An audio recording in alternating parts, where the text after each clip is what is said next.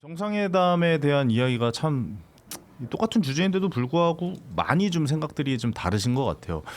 우리 또 정광재 국민의힘 대변인께서는 약간 좀 역시 이게 정상회담인데도 불구하고 좀 부족한 건 아닌가? 약간 이런 의도로서 좀 이야기해 주신 것 같아요. 어떻게 보셨습니까 이번 그러니까 정상회담? 그 정상회담이라는 게 뭔가 성과를 내놔야 그것에 대해서 평가를 해야 되는데 성과가 없었다고 보십니까? 어제 제가 여러 방송 나갔는데 이거 몇 점 정도 줄 수 있냐는 질문을 많이들 하시더라고요. 네네네. 근데 학생 시험을 봤으면 답안지를 내갖고 이 답안지에 대한 평가를 해달라 그랬는데 답안지가 아직 백지예요. 답을 안 그럼 여기에 적었군요. 대해서 이거 점수를 매길 수가 없는 거잖아요. 그러니까 이 두 사람이 만났어요. 근데 대강의 그 합의안은 지난 7월 말에 관세율 15%로 한다. 이미 나온 3,500억 불 결론이었죠. 투자한다. 네. 그거 그냥 확인한 거 외에 그걸 어떻게 할 건지, 그리고 지금 한미 동맹에 대한 현대화 얘기가 있는데 이런 민감한 주제는 하나도 얘기하지 않고 그냥 아이고 뭐 피스메이커가 되시면 페이스메이커가 되겠습니다. 볼펜 좋아 보이는데 내가 가져가도 되겠습니까? 이런 아주 지엽적이고 파편적인 얘기들만 나온 거예요.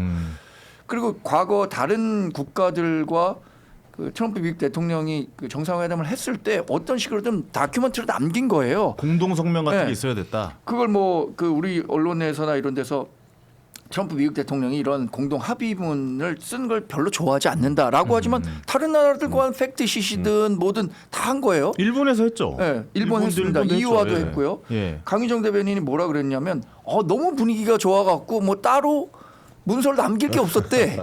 아니 이게 무슨 얘기냐 이거죠. 정상회담을 했는데. 그러네요. 그래서 아직 답안지를 만들어 오지 않았기 때문에 이 답안지에 대해서 평가하기가 어렵다. 근데 민주당 쪽에서는, 그러니까 민주당에서라기보다도 좀 청와대 쪽에서는 그렇게 얘기를 하더라고요. 이번이라는 게 좀 서로 이제 대화를 하는 그 시작점인데 사실 그 너무 여기서 우리가 뭔가 큰 걸 바라는 것도 좀 좋은 게 아니다. 이제 시작을 할 거니까 뭐 이 이야기를 좀 한 거 아니겠습니까? 거기 이제 이 정광재 대변인이 말씀하신 게 작년 말까지 트렌드고요.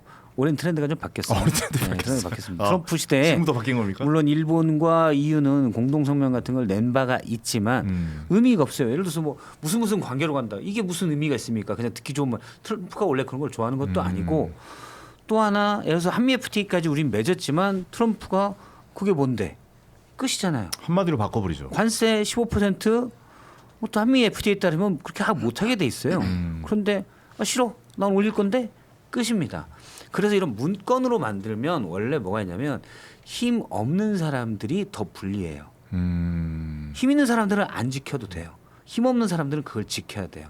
그러니까 왜 합의서나 이런 게 없냐. 예를 들어서 한미동맹 현대화. 이게 사실은 주한미군 역할 제조적이기 때문에 우리는 꺼려하는 겁니다. 사실은. 워낙 강하게 요구하니까 우리도 그럼 여기까지 해볼게 라고 지금 판단하고 있는 거지. 네. 꺼리는 거고, 농수산물도 마찬가지고 그 농축산물 뭐 30개월 넘는 소고기 이런 거 다 마찬가지고 우린 다 꺼리는 거예요. 그러니까 합의된 게 왜 없냐라고 하는데, 합의가 있으면 뭐가냐면 우리가 줄 거의 리스트예요. 이 합의가.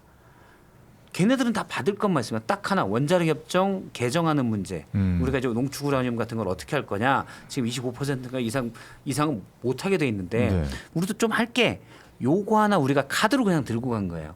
나머지는 다 우리가 합의문이 나오면 다 우리가 줄 겁니다. 그러니까요. 관세도 마찬가지고 주한미군도 마찬가지고. 네. 그렇기 때문에 문건이 나오면 우리가 무조건 불리한 거죠. 우리는 어차피 트럼프 임기는 계속 지나가고 있어요.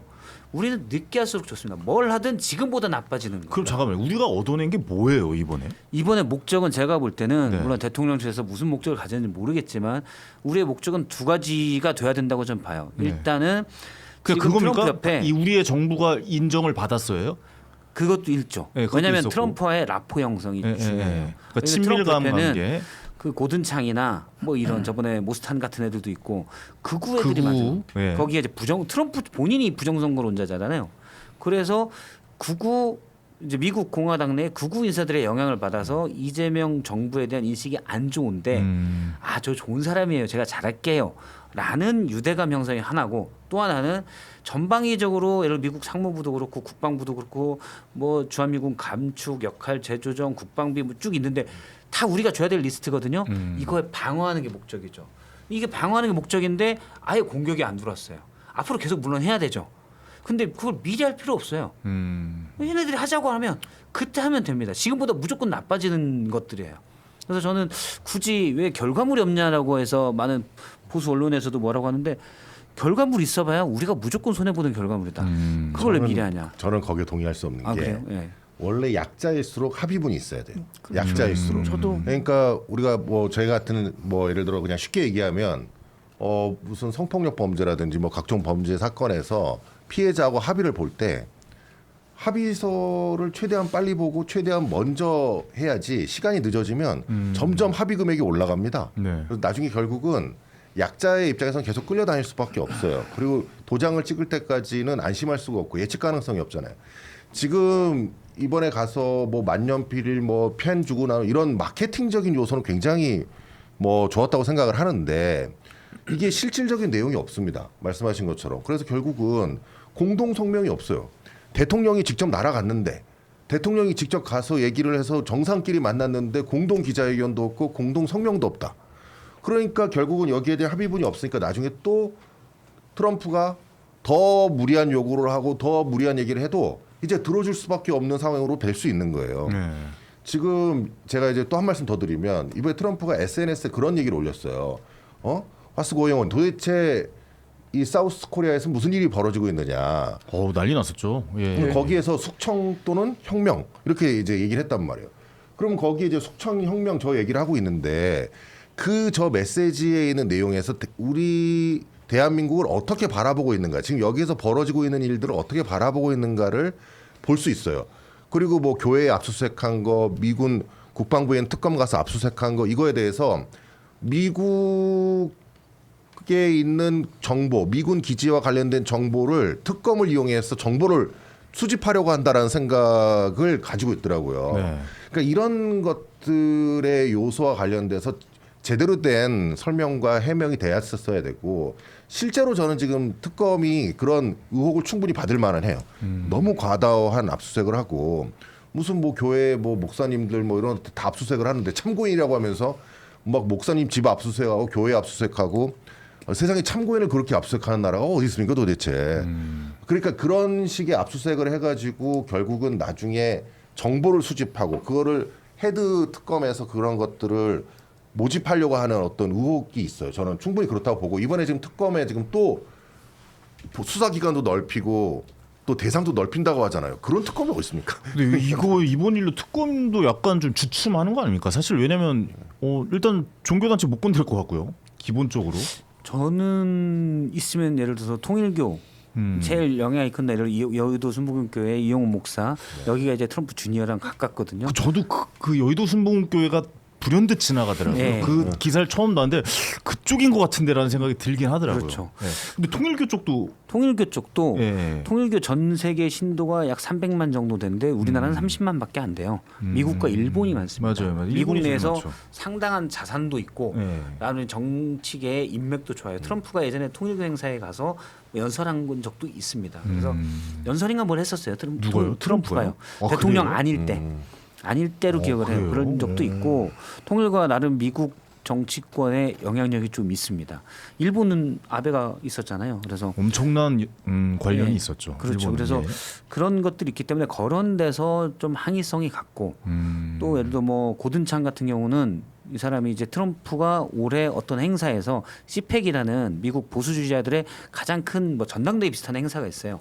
그 매년 하는 건데 여기에 트럼프와 벤스 다 참석을 했는데 트럼프가 그때 고든창 아니에요?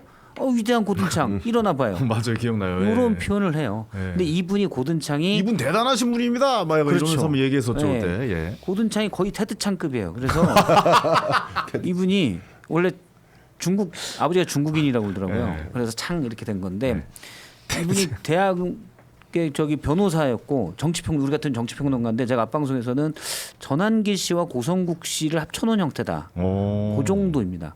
되게 극우적이고 반중이 엄청 강합니다. 그런데도 인정을 받나? 그렇죠. 그 안에서? 근데 트럼프가 엄청 부정선거론자예요. 좋아하나요? 네, 트럼프가 부정선거론자고 이 고든창이라는 사람이 어쨌든 미국 구국의 목소리가 높아요. 근데 이분이 문재인이 간첩이라고 그러고 문재인 대통령이 엄청 세게 얘기하더라고요. 간첩이라고 했고 이번에도 이재명 대통령 당선 뭐 이런 것들이 좌파가 정부를 잡았다.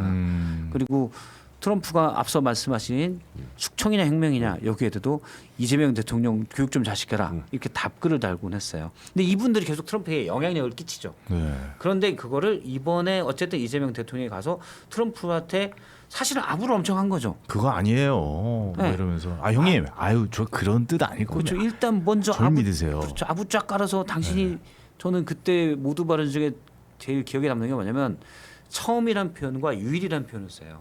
저는 딱 거기서 트럼프가 처음에 좀 뚱하게 앉아 있다가 거기서 트럼프가 인상이 풀렸는데 이 말은 내가 꼭 해야 되겠습니다.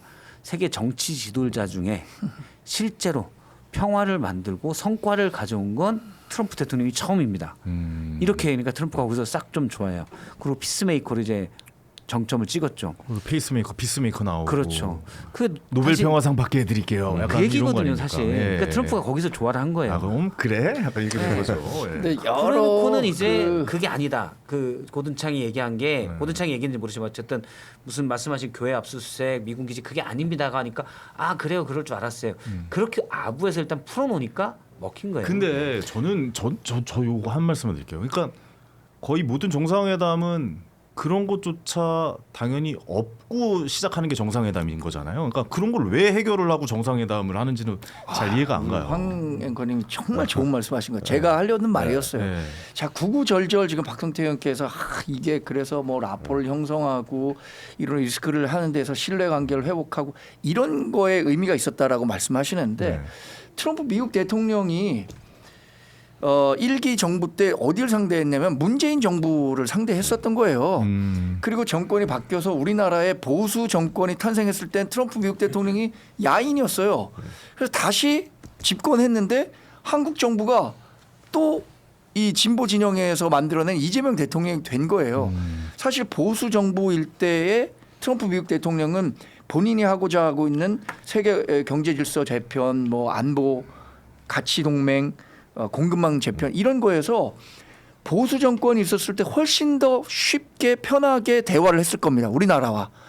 근데 지금 진보 정권을 바뀌었잖아요. 근데 이거 어떻게 탓할 수가 없어요. 왜냐하면 우리나라 국민들이 이재명 정권을 만들었기 때문에 탓할 수는 없는데 네. 그럼에도 불구하고 그런 일 때문에 우리가 추가로 미국에 설명하고 투자를 더 한다거나 이런 비용은 분명히 발생한 거예요. 저는 이 그 정상회담이 지금 이재명 대통령이나 뭐 민주당에서 굉장히 자화자찬하고 있지만 그건 본인들 기준에서 잘했다고 얘기하는 거지 이게 만약에 우리 보수 정권이 계속 유지됐더라면 훨씬 더 한미 관계가 좋았을 것이다. 전 당연히 많은 사람들이 그렇게 생각할 거라고 생각합니다.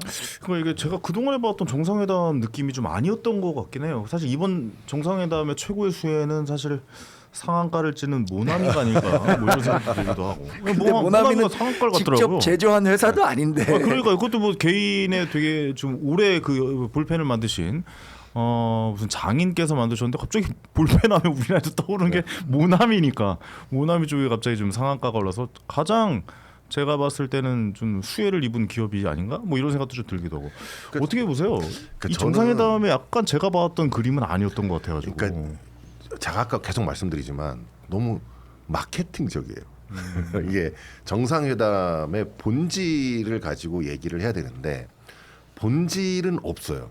내용을 들어보면 성과가 특별히 안 보인다라는 거잖아요. 그러니까 뭐 포터 갖다 주고 뭐 이렇게 얘기하면 서로 뭐 좋은 덕담 나누고 그런 장면들 그런 것들을 통해서 국민들에게 보여주는 일종의 마케팅적 요소가 굉장히 강조되어 있는 것 같고 네. 이미 애초부터 그게 의도된 것 같아요. 처음부터 이제 대통령실에서 청와대에서 준비해가지고 간 것 같은데 문제는 그런 마케팅 요소와 함께 실질이 있어야 되는데 실질이 저는 없다고 생각합니다.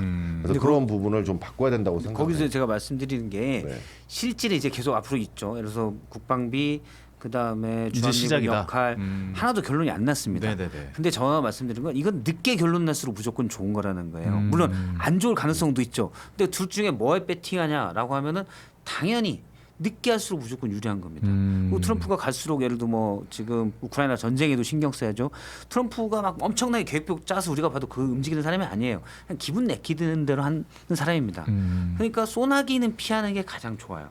지금 해봐야 좋을 거 하나는 없습니다. 오히려 시간 끌어서 물론 안 좋아질 가능성도 있지만 만약 제가 결정하면 무조건 밀어놓는 거예요. 그리고 아까 이제 합의 얘기했는데 물론 그 합의도 그렇게 보면 맞는 말씀이지만 그거는 이제 예를 들어 가해자와 피해자가 합의할 때는 그거를 지켜보는 관리자가 있잖아요. 법원이 보잖아요.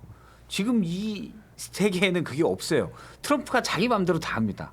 그래서 합의서라고 써놔봐야 트럼프한테는 아무 의미가 없어요. 그냥 본인이 또 깨면 돼요. 본인이 주한미군 4만 명 맨날 내는데 28,500명 모를까요? 알지만 굳이 난 그런 신경 안 써. 그냥 하고 싶은 대로 하거든요. 그래서 저는 뭐 형식 갖춰서 공동성명 물론 과거와는 다른 애라고 할 수 있지만 제가 그래서 말씀드린 게 2024년까지고 지금 트럼프 마음대로 하는 세상이다. 그거 어쩔 수 없는 환경이라고 알겠습니다. 봐요.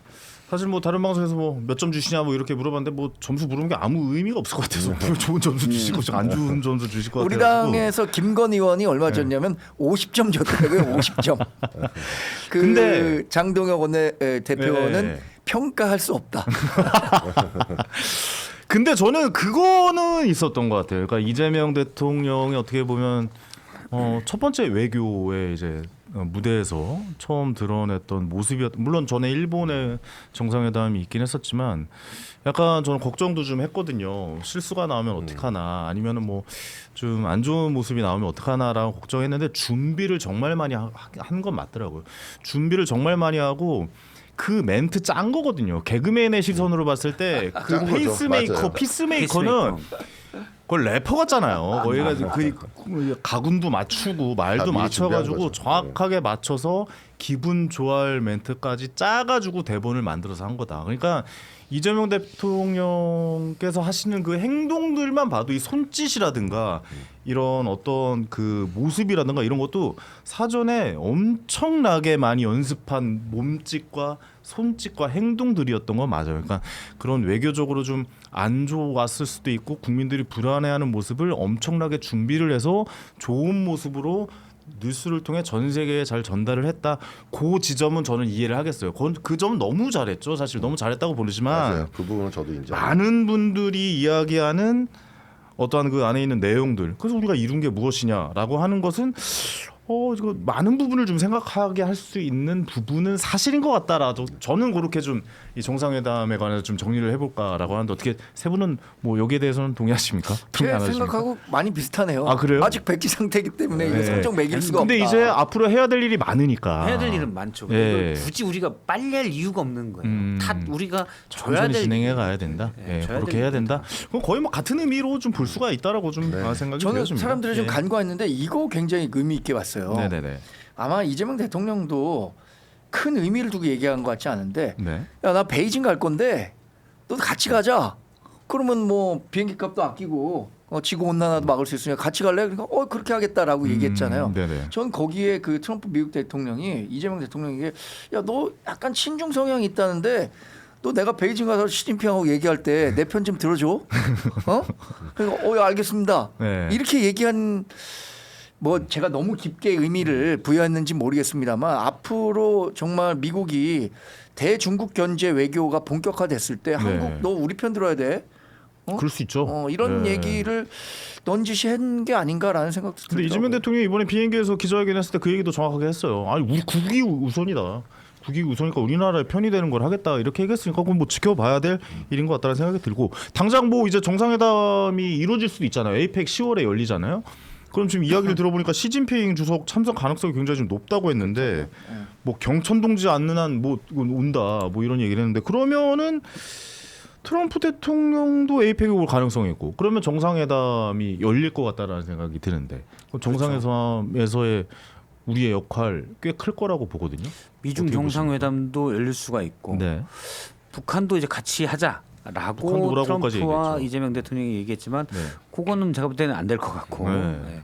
대신 트럼프가 만약에 에이펙 때 온다면 지난번처럼 비무장지대로 가서 판문점이나 이런 데서 북미 정상회담을 시도할 수는 있겠죠. 근데 그건 이제 지금 뭐 한 달 남짓 남았기 때문에 그때 변해야 되는데 사실 전 현재까지는 쉽진 않을 거라고 봐요. 네. 네, 그런데 쉽지 않다. 어쨌든 트럼프가 오면 시진핑과 만나서 하는 것도 사실 에이펙이 좀 더 세계인의 관심을 갖는 그런 계기가 될 수 있겠죠. 그렇죠. 아니면 미국 정상 중국 정상이 온다면 엄청난 이슈가 전 세계에서 다 몰리겠죠 우리나라로. 어떻게 보고 계십니까? 정상회담 어떻게 진행될까요? 저도 시진핑하고 트럼프 미국 대통령하고 그 경주에서 만날 가능성이 높아졌다고 생각해요. 네네네. 그 사실 시진핑 그 중국 주석은 한국에 온 지가 지금 11년 됐습니다. 2014년 7월인가 우리나라에 온 이후에 맞아요. 한 번도 우리나라에 오지 않았어요. 아니 시진핑 주석 온다고 할 때마다 중국 관련 뉴스 들썩들썩하고 맨날 난리 나는데 안 왔어요. 2014년 7월을 왜 제가 기억하냐면 제가 네. 그때 그 중국 칭화대에서 네. 연수를 마치고 막 돌아온 시점이 7월인데 그때 그 시진핑이 오는 것을 계기로 제가 중국 청년보에 여기 동해지 일본해가 아니다라는 광고를 실은 적이 있어요. 서경덕 교수랑 제가 그런 민간 외교도 했습니다.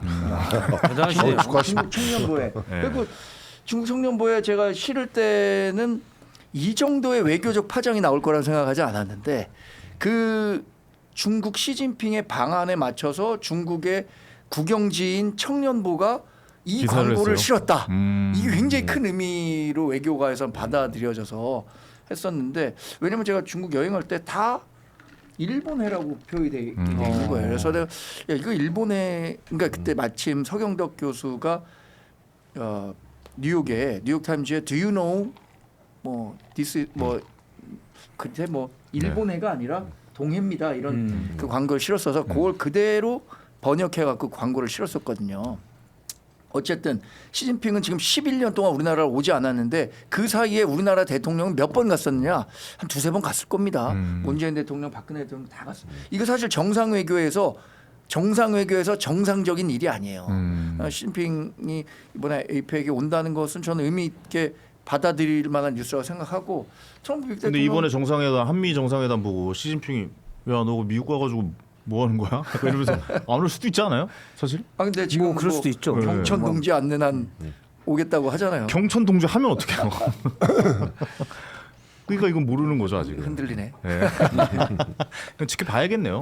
예. 어떻게 보십니까? 저는 어쨌든 뭐 모든 게 어쨌든 국가의 이익과 국민의 이익을 위해서 해야 되니까 네.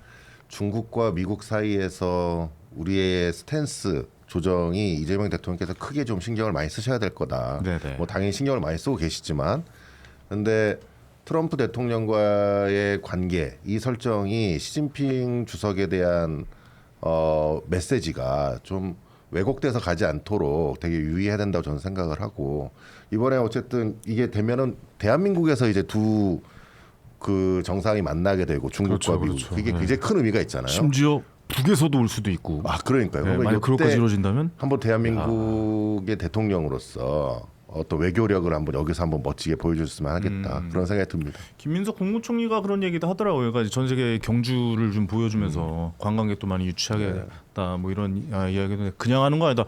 미쳤다고 우리가 이 정도의 돈을 여기다 쓰느냐. 근데 그 말이 좀 굉장히 좀 인상적이었거든요. 이런 관광 쪽에도 많이 좀 활성화되는 그런 정상회담으로 좀 이어졌으면 좋겠다. 그리고 큰 그 무대를 우리나라에서 연다는 것 자체가 굉장히 의미가 있을 것 같다라는 생각을 좀 더해봅니다. 마지막으로 특검 얘기 좀 잠깐 조금만 한 말씀씩만 여쭤보고 마무리 짓도록 하겠다. 특검은 기본적으로 이번 일로 좀 주춤하지 않을까요? 변호사님으로서 어떻게 보세요? 약간 좀 위축되겠죠 사실. 근데 지금 특검이 네. 그런 눈치를 안 보는 것 같아요. 안 봐요? 안 봐요.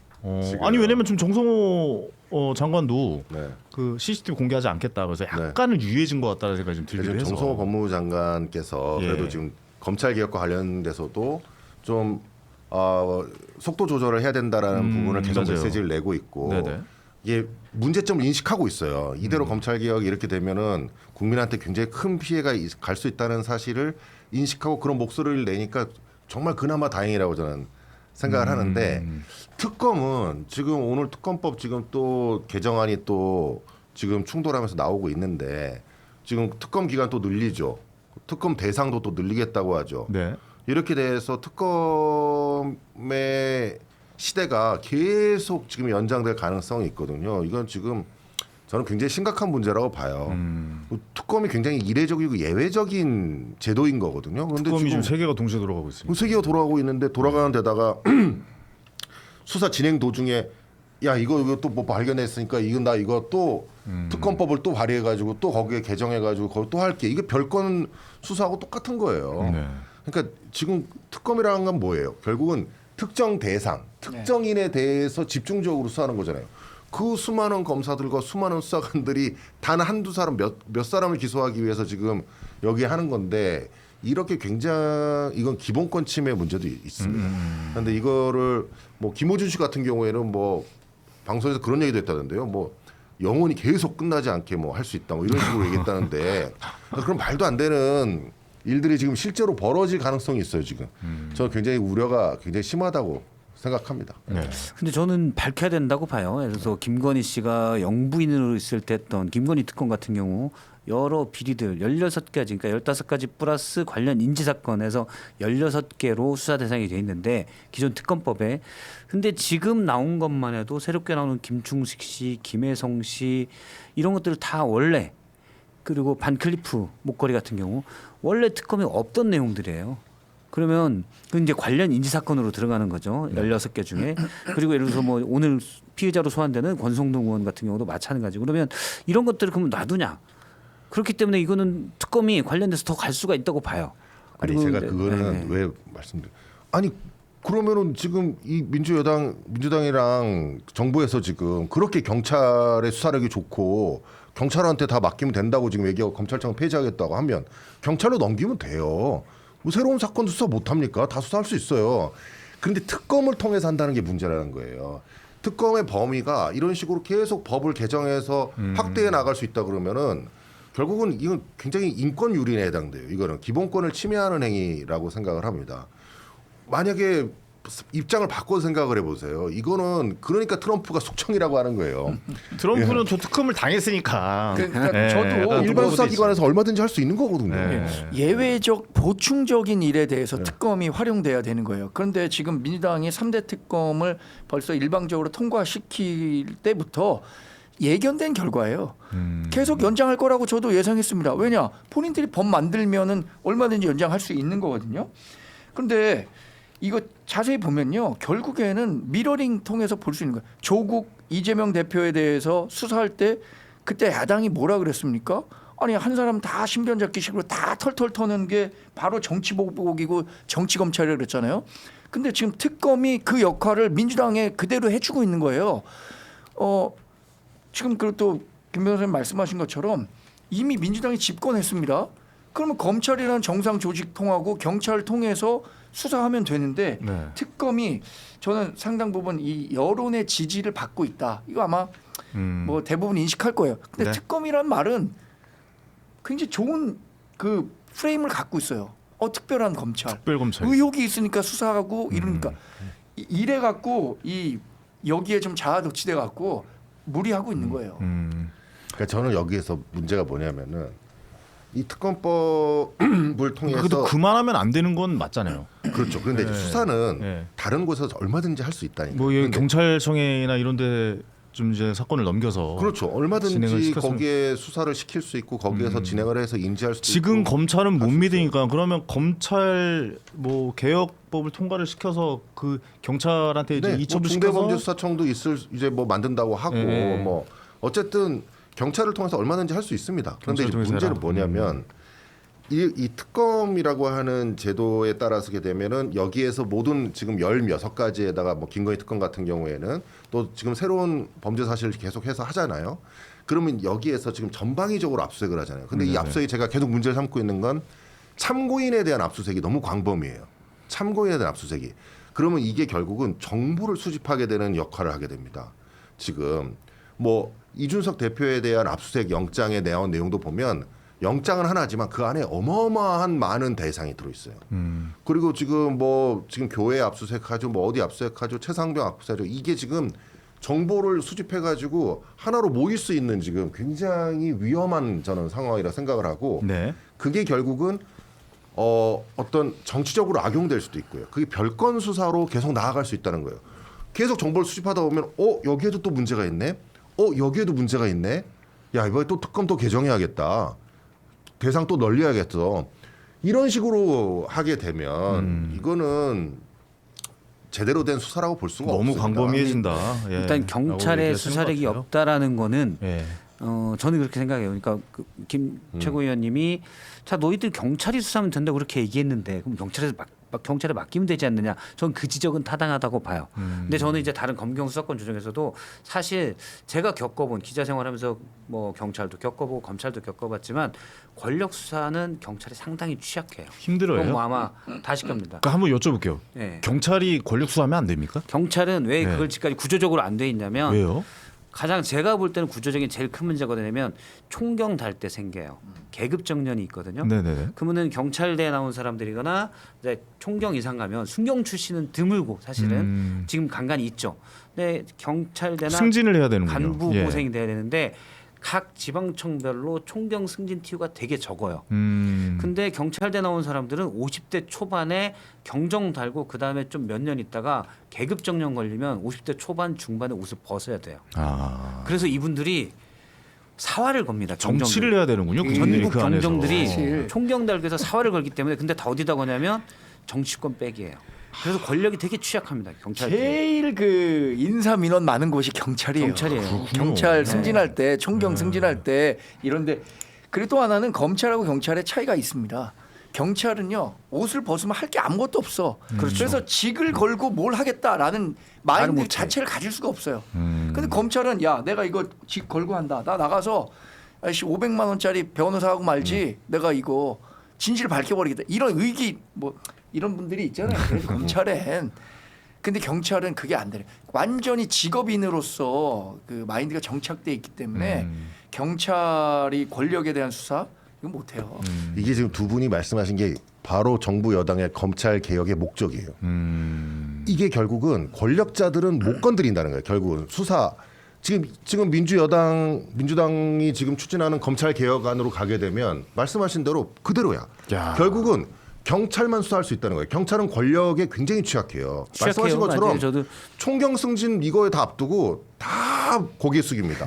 다 엎드려요. 다 엎드려요. 다 엎드려요. 그리고 총경 승진한다고 정치권에 가서 다 로비하고 가서 이러고 있는 지금 판이에요. 그렇기 때문에 민주여당도 다 알아. 민주당도 알고 이재명 대통령도 알고 그렇기 때문에 결국은 경찰에서 권력자들이 자기들이 자신들에 대한 수사는 못할 거야, 니들. 그걸 이미 알고 있어.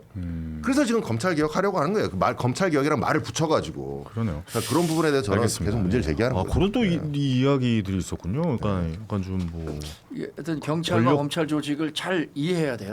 그러네요. 특성이 있어. 그거. 야, 제가 예전에 그 대학교 다닐 때 경찰 시험 3번 봤거든요. 예. 다 떨어지더라고요. 개그맨 한 번에 됐습니다. 이야, 천직이에요. 이게 낫습니다. 야, 경찰의 그 내부에 이런 일들이 있었는지는 전혀 몰랐습니다. 물론 예. 검찰 개혁에 대해서도 경찰에 오래 있었던 분들 나름 요직에 있었던 분들도 제가 따로 보면 그런 얘기를 해요. 경찰 수사 못한다. 그런데 물론 이제 그럼 직접 수사를 과거처럼 검찰이 해야 되느냐? 이건 또 검찰이 특수수사 때문에 너무 욕을 많이 먹어서 지금은 힘들어지긴 했어요. 근데 최소한 검찰이 수사 통제권을 가지고 있어요. 맞아요. 그게 핵심이에요. 경찰이 경찰 수사를 사실은 많은 분들 또 경찰은 많잖아요. 10만 명 넘게 있기 때문에 지역 유지들하고 다 연계돼 있는 물론 좋은 경찰도 수사의 많지만 통제를 검찰에서 하긴 해야 된다. 그렇죠. 아. 보안 수사나 통제권을 가지고 있어야 돼요. 그러네요. 그래도 보안 수사권은 유지해야 한다는 게 지금 얘기하고 있는 거잖아요. 그게 정성호 장관이 정성호 장관이 어제 얘기하고 그래서 있고. 이제 속도 조절을 해야 된다라는 그렇죠. 얘기도 이제 더불어서 나오고 있네요. 그 검찰 개혁에 대해서는 이야기는 제가 봤을 때 한 시간 이상 해야 될 것 같아요. 이거는 나중에 한번 그렇죠. 나를 한번 잡아서 29일 예. 금요일 검찰 개혁신당 개혁에- 검찰개혁 토론회가 있습니다. 아 그래요? 네네 언제요? 10시에 국회의원. 저 가도 됩니까? 그럼요. 언제요? 내일 모레요? 내일 모레입니다. 거기에 못 가겠네요. 김혜원 예. 장애인 인권센터 아쉽네요. 변호사님하고 좋은 말씀하시네. 양호석 예. 변호사, 그렇군요. 금태섭 의원님 이렇게 해서 다. 금태섭 의원님도 오세요? 네네. 금태섭 의원님 잘 지내세요? 잘 지내시죠? 그리고 요즘 방송 하시고 저도 한번 방송 나가서 뵀는데. 시사 방송 또 네네. 진행하고 계시죠. 알겠습니다. 많은 분들 참여하셔서 시간이 길어졌네. 검찰 개혁에 대한 이야기 좀 한번 나눠봤으면 좋겠습니다. 이재명 대통령이 트럼프 대통령 만난 이야기를 좀 해야 돼요. 새벽에 우리가 가슴을 좀 철렁했잖아요. 이게 한국서 숙청 또는 혁명이 일어나는 것 같다. 거기서 뭐 사업할 수 없다. 이런 타이틀이 뜨니까 굉장히 정부에서도 당황을 한 것 같다. 그런데 이게 약간 뭐 해프닝식으로 넘어가기도 하고 뭐 이게 트럼프의 어떤 외교 기술이었나 이런 평가가 있기도 하고 이번에 방미해가지고 여러 가지 일들이 나오고 있잖아요. 소식 들리는 것들이 있는데 어떻게 보시는지 좀 말씀 좀 해주세요. 일단 새벽에 그런 일이 있었던 건 트럼프 귀잡고 누군가 여전히 트럼프 주변에 이제 극우파들 인사들도 있잖아요. 1기 때 뭐 활동했었던 여러 사람들, 그다음에 한국의 교회하고 또 연결된 사람들, 이런 라인들이 있다는 거예요. 네. 그러니까 사실은 그런 정보들을 일부러 이제 주입을 시켰고 그 부분에 대해서 트럼프가 딱 듣고 그게 사실인지 아닌지 모르나 네. 약간 협상의 지렛대로 활용하기 위해서 한국 정부를 좀 강화하게 만드는 그런 수를 쓴 것이 아니냐. 결국에는 해프닝으로 이제 끝나긴 했습니다만 이제 트럼프의 어떤 전략이 아니었나 이런 생각을 좀 해보고 그거를 어찌됐건 잘 받아친 것 같아요. 한국 입장에서는. 네. 그래서 오히려 그것을 좀 이 국내에 주는 사인은 미군 부대 내에 있는 한국 군인들에 관해서 조사를 한 거고 또 교회 역시도 마찬가지 그런 관점에서 수사에 필요하기 때문에 했던 거다라고 이제 얘기를 하면서 오히려 더 해명을 잘 하고 넘어간 그런 이 케이스가 아닌가 이런 생각을 들었습니다. 네. 국민의힘 입장에서 보기에는 어떻습니까? 저는 일단 그 트럼프 미국 대통령이 네. 이재명 대통령에게 쿠션을 통해서 경고의 메시지는 줬다고 생각해요. 그러니까 어떤 거냐면 교회에 대해서 압수수색하고 네. 있다. 또 미군 부대에 대한 뭐 얘기했잖아요. 예. 이런 부분들이 자기가 뭐 오해라고는 했지만 어떤 식으로든 지금 한국에서 일어나는 일들에 대해서 본인이 잘 파악하고 있다. 그리고 그것이 본인이 수용하기 어려운 정도의 수준으로 갔을 때는 더 목소리를 낼 수도 있다라는 시그널을 줬다고 생각합니다. 네. 그리고 그것을 먼저 얘기했잖아요. 그 회담이 있기 전에. 네. 그건 뭐 협상 기술 측면에서도 의미는 있었다고 생각해요. 아마 이재명 대통령 들어갈 때는 야 이거 분위기가 좋지 않겠는데라고 굉장히 긴장 많이 했었을 것 같고요. 사실 정상회담이라는 것은 외교가에서는 그런 말 있어요. 실패한 정상회담이라는 건 없어요. 왜냐? 정상회담에서 실패하면 정말 파국이거든요. 예. 그렇기 때문에 정상회담에서 잘 조율이 된 상태에서 정상들이 가기 때문에 사실 그 이번 정상회담에서 어떤 가시적인 성과 뭐 나온 건 하나도 없거든요. 앞으로 다 이루어져야 하는 거고 어제 그 있었던 그러니까 오늘 새벽에 있었던 정상회담은 앞으로 이제 가야 할 길에 대한 첫 걸음만 뗐다 이런 생각을 하고 뭐 많은 사람들이 얘기합니다. 악마는 디테일에 있다고 하는데 악마는 프라다를 입고 또 사는 곳은 디테일이라고 하잖아요. 앞으로 어떤 협상 결과가 있는지 네. 그걸 우리가 지켜보는 수밖에 없겠어요. 근데 우리가 세부적으로 구체적인 안들이 지금 한 개씩 도출이 되고는 있긴 하지만은 그 전에 논의가 됐던 것들인지 아니면은 우리 대한민국 입장에서 뭔가 이재명 대통령이 주창하는 것이 실리 외교지 않습니까? 실리적으로 우리가 어떤 것을 얻어온 회담이었는지 그거에 대해서 말씀을 좀 주시죠. 일단은 네. 그 교회 압수수색하고 네. 주한미군 부대를 압수수색한다라는 것은 뭐 사실 해명을 할 거리는 아니거든요. 근데 저는 그 특검이 좀 과했다고 판단하기도 합니다. 네.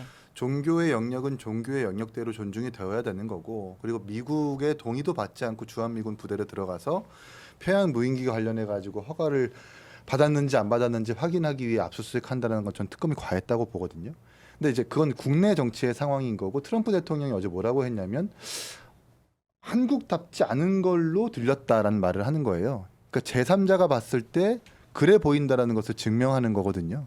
우리나라 특검과 우리나라 정치가 이런 부분들을 한 번쯤 경계하고 환기해야 될 필요는 있다고 생각을 한번 지적하고 싶고요. 네. 일단은 안타깝죠. 안타까운 건 이 국제 외교, 국제 질서가 트럼프 대통령을 향한 어떤 아부 경쟁, 충성 경쟁으로 재편되는 것 같아가지고 이건 좀 한편으로 좀 씁쓸한 마음이 듭니다. 그러나 이재명 대통령이 또 고객 맞춤형으로 잘 또 치밀하게 준비해 간 것은 맞는 것 같아요. 네. 트럼프 대통령의 모두 발언이 끝나고 나서 이재명 대통령이 처음으로 했었던 모두 발언의 첫 단락이 이 오버오피스의 여러 가지 황금색을 보니까 진정한 미국의 황금 시대가 도래한 것 같다라고 얘기하거든요. 네. 근데 트럼프 대통령이 황금 시대란 말을 되게 좋아해요.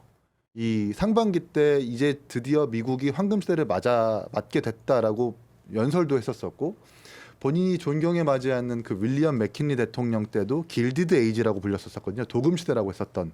그때도 이제 국민들에게 과세를 하지 않고 관세로 먹여 살리게 했었던 그런 대통령인데 그걸 따라 배운다라는 것 아닙니까? 그런 점에서 대통령에게 아이스 브레이킹 차원이든 듣고 싶은 소리를 잘 준비해서 갔다라는 점에서는 좀 되게 좋은 평가를 합니다. 다만 이 막후에 분위기가 좋았다고 외교가 잘 된 것은 아니거든요. 막후에 어떤 청구서를 받았는지를 저희가 잘 살펴봐야 될 텐데 지금 속보로 속속 들어오고 있는 것은 우리나라 대기업들이 1,500억 달러를 추가로 투자하겠다라는 얘기가 좀 나오고 있어요.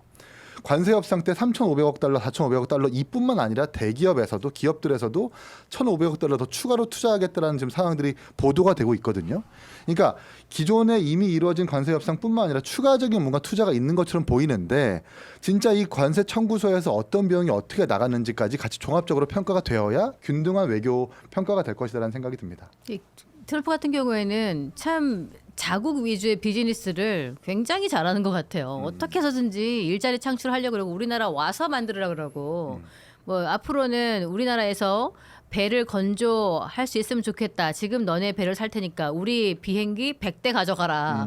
이런 식의 조건을 걸기도 하는데 이런 부분에 대해서 협상역에서 우리나라가 그냥 칭찬 세례만 하고 온 것은 아닌가 좀 걱정이 되기도 해요. 사실 한미 관계에 있어서 트럼프 미국 대통령이 당선된 이후에 우리 정부가 급작스럽게 정권 교체가 있었잖아요. 네.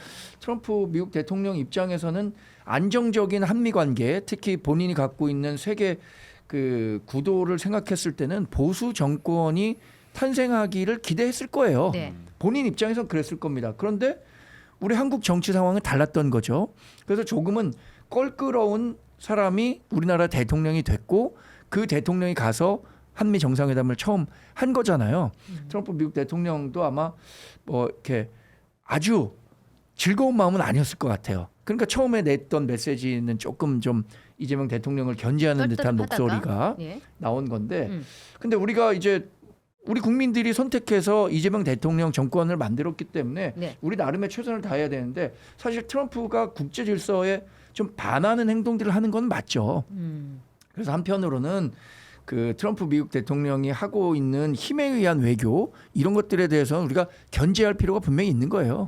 그리고 저는 이번 그 얘기 중에 가장 인상 깊게 들은 거는 그 사실 언론에 많이 나오지는 않았지만 내가 중국 갈 때 같이 가겠냐? 라고 했어요. 이재명 대통령에게.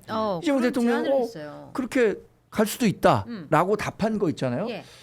전 그건 좀 그게 긍정적으로 볼 수 있는 거 아닙니까? 저는 그래서 그게 이재명 대통령이 정말 캐주얼한 답변이었는지 아니면은 저는 그 질문 중에 가장 큰 의도는 그거였다고 보거든요. 내가 앞으로 중국을 굉장히 견제할 건데 우리 편에 서겠느냐라는 질문을 했다고 봐요. 아, 그런 내용이. 그래서 저는 이재명 대통령이 그렇게 하겠다라고 한 게 그런 시그널로 아마 트럼프 미국 대통령은 읽었을 수도 있겠다. 이게 한미 그 동맹과 관련해서 주한미군의 전략적 유연성 이런 얘기들이 네. 사실 이번 정상회담에서 많이 논의되지는 않았거든요. 저는 거기에 많이 함축돼 있다고 봐요. 이재명 대통령의 말 중에 어떤 게 있었냐면 예. 한국은 미국처럼 딱 칼로 무자르듯이 뭔가 관계들을 해나갈 수가 없고 우리들은 다자 외교라는 것을 할 수밖에 없는 상황이다. 그렇기 때문에 중국과의 관계도 어쩔 수가 없다. 라는 것을 분명하게 얘기를 했어요. 그래서 그런 측면에서는 어느 한쪽에 뭐 편을 선다. 물론 무게중심은 미국에 두고 어쩔 수 없이 중국과도 지낼 수밖에 없는 우리 현실적 이야기를 한 것이죠. 근데 그 부분에 대해서는 면전 앞에서 이야기를 했기 때문에 어느 정도는 저는 익스큐즈할 것이라고 보고 특히나 에이펙 회담에 불렀잖아요. 이제 오게 될 가능성이 좀 굉장히 커졌다고 봅니다. 그렇게 되면 중국 시진핑 국가주석이 실제 와가지고 만남이 성사될지는 모르겠는데 네. 그 안에 껴있는 것이 김정은입니다. 그래서 김정은도 한번 오라고 해서 에이펙에서 같이 만나면 어때? 근데 이 얘기에 앞서서 야 트럼프 골프장 북한에도 좀 만들고 나도 좀 골프 치러 갈게 이런 얘기들을 막 하면서 사실상 엄청 띄워줬잖아요. 근데 트럼프 입장에서도 되게 혹했을 것 같아요. 근데 그런 차원에서 약간의 개인적인 어떤 사감이나 이런 것들을 통해서 외교 국면에서 좀 활용한 측면이 조금 돋보였다 이렇게 좀 생각을 하고 좀 특이하게 봤던 거는 네. 이재명 대통령이 이렇게 사인했잖아요. 그 펜을 달라고. 그 펜 가져갈 거냐? 그 펜 가져갈 거냐? 바로 좀 둥그렇고 일부러 큰 준비를 한 것 같아요. 그 트럼프 예. 대통령이 약간 굵직하고 뚱뚱한 펜을 되게 좋아한대요. 저게 수성 펜이래. 네, 좋아한대요. 그리고 어저께 보면 트럼프 대통령이 북한 김정은에 대해서 그렇게 비판하지 않아요. 과거처럼 북미 관계 같은 그런 외교가 아닙니다. 이제는 정말 기업가 출신의 트럼프 대통령은 자국의 경제적 이득이 된다면 아무리 과거에 적국이라 하더라도 북핵 때문에 갈등이 있었던 나라를 하더라도 동맹을 할 수, 그러니까 동맹까지는 아니더라도 협력을 할 수 있는 그런 대통령이라고 좀 보고 전략적 유연성 어저께 잠깐 기자가 물어보는 상황이 있었었거든요. 그때 이재명 대통령한테 트럼프 대통령이 뭐라고 하냐면 그러면 방중하는 거 중국 가는 거 내가 허가할게 예. 라는 말을 합니다. 그러니까 뭐 중국과 미국이 뭐 되게 민감한 사이다라고 우리는 평가를 하지만 이미 트럼프 대통령은 되게 경제적으로 기업과 산업적 측면에서 접근하고 있는 거예요. 예. 우리가 그걸 간과해서는 안 되겠다는 생각도 듭니다. 트럼프 두께가 아름답다. 한국 팬을 칭찬하자. 모나미 주가 22% 급등. 저 이기인 총장님 그 펜 가져가실 겁니까? 여기 사무실에 있었던 건데요. 되게 얇디 얇은 분인데. 아니 저 펜 그냥 찍어내는 게 아니고 이 수제로 다 만들었다는 거 아니에요. 네, 그렇죠. 그래서 대단히 뭐 이렇게 좀 특이한 그런 예. 펜이고 저 펜 좀 써보고 싶긴 하네요. 예. 뒤에 위에 그 대통령실 마크가 있고 예, 그러네요. 뭐가 있는데. 청와대 저 마크로 바꿨대요. 음. 근데 이제 대통령실이라는 용어는 지금 청와대 그대로 쓰지만 이제 마크는 지금 청와대로 이제 바꾸고 이사 준비를 하고 있다. 그 얘기를 좀. 이제 트럼프 한마디에 주가 폭등하고 그 앞에서 이렇게 근데 저는 피스메이커 해달라고 하고 와. 참 래퍼인 줄 외교 알았어요. 어렵네. 피스메이커, 페이스메이커. 아니 근데 어쨌든 현장에서는 마크를 잘했죠. 그리고 전반적으로는 앞에서건 공개적인 데서건 비공개적인 데서건 우리는 뭔가를 더 얻어내기보다 어쨌든 덜 잃는 것이 중요하다. 이렇게 이제 생각을 하거든요. 덜 잃은 네. 거 맞습니까? 덜 잃은 거 이제 최종적으로 어떤 뭐 결과가 나와봐야 우리가 네. 알 수 있겠죠. 그런데 전 정말 이건 말도 안 된다고 생각했던 건 평택 땅을 달라고 얘기를 합니다. 주한미군. 이거는 뭐예요? 이게 평택이지. 외교 공간도 아니고. 그거를 갖고 싶다는 이야기를 하는 거예요. 그러니까요. 이게 무슨 대사관 자리는 원래 이제 그 나라 땅으로 우리가 취급을 해주잖아요. 예. 모든 나라가 대부분 다 그렇게 네. 외교 관례상 그렇게 해주는데 여기는 평택 땅은 이건 아니죠. 이거 야당들이 성명 내야 되는 거 아닙니까? 아니, 근데 그거는 그냥 지나가는 말로 한 거 아니에요? 왜냐면 그동안 태고가 이렇게 그거를 말할 줄 너무 몰랐어. 아니 성명 진지하게 내주셔야지 이거. 아니 야당이 아니라 여당이 해야지 그거는. 아 이게 여당이 하지 마. 뭐냐면 야당이 이게 있어. 다른 평론가들이 민주당 쪽의 평론 패널들이 이렇게 말씀하세요. 그거는 갖고 싶을 정도로 그 정도로 거기 현대 시설이 너무 좋다. 정말 탐이 난다 이거지. 땅을 달라 하는 건 아니었다 이러는데 이렇게 성명 내는 거 보니까 성명 내야지 이거. 야 도대체 우리 땅을 왜 거기 굉장히 미국이냐? 단편적으로 받아들이신다. 형이네. 아니 근데 그 얘기는 성명 내. 그 성명 야당이 이리 와. 아니잖아요. 국제사회에서 받아들이기에 너무 허황된 얘기니까 네. 아마 아무도 신경 쓰지 않는 것 같아요. 근데 그냥 저는 지나가는 말로 그냥 다시 좀 받아들이는 것 철렁하긴 같아요. 했어요. 이게 근데. 국제법상도 가능한 것이 아니지만 네. 그 주한미군이 지금 29,000 정도 되는데 어저께 트럼프 대통령이 계속 4만 거리거든요. 네. 근데 4만의 그 미군 주둔 병력이 일본이에요. 예. 주일 미군이 한 4만 정도 됩니다.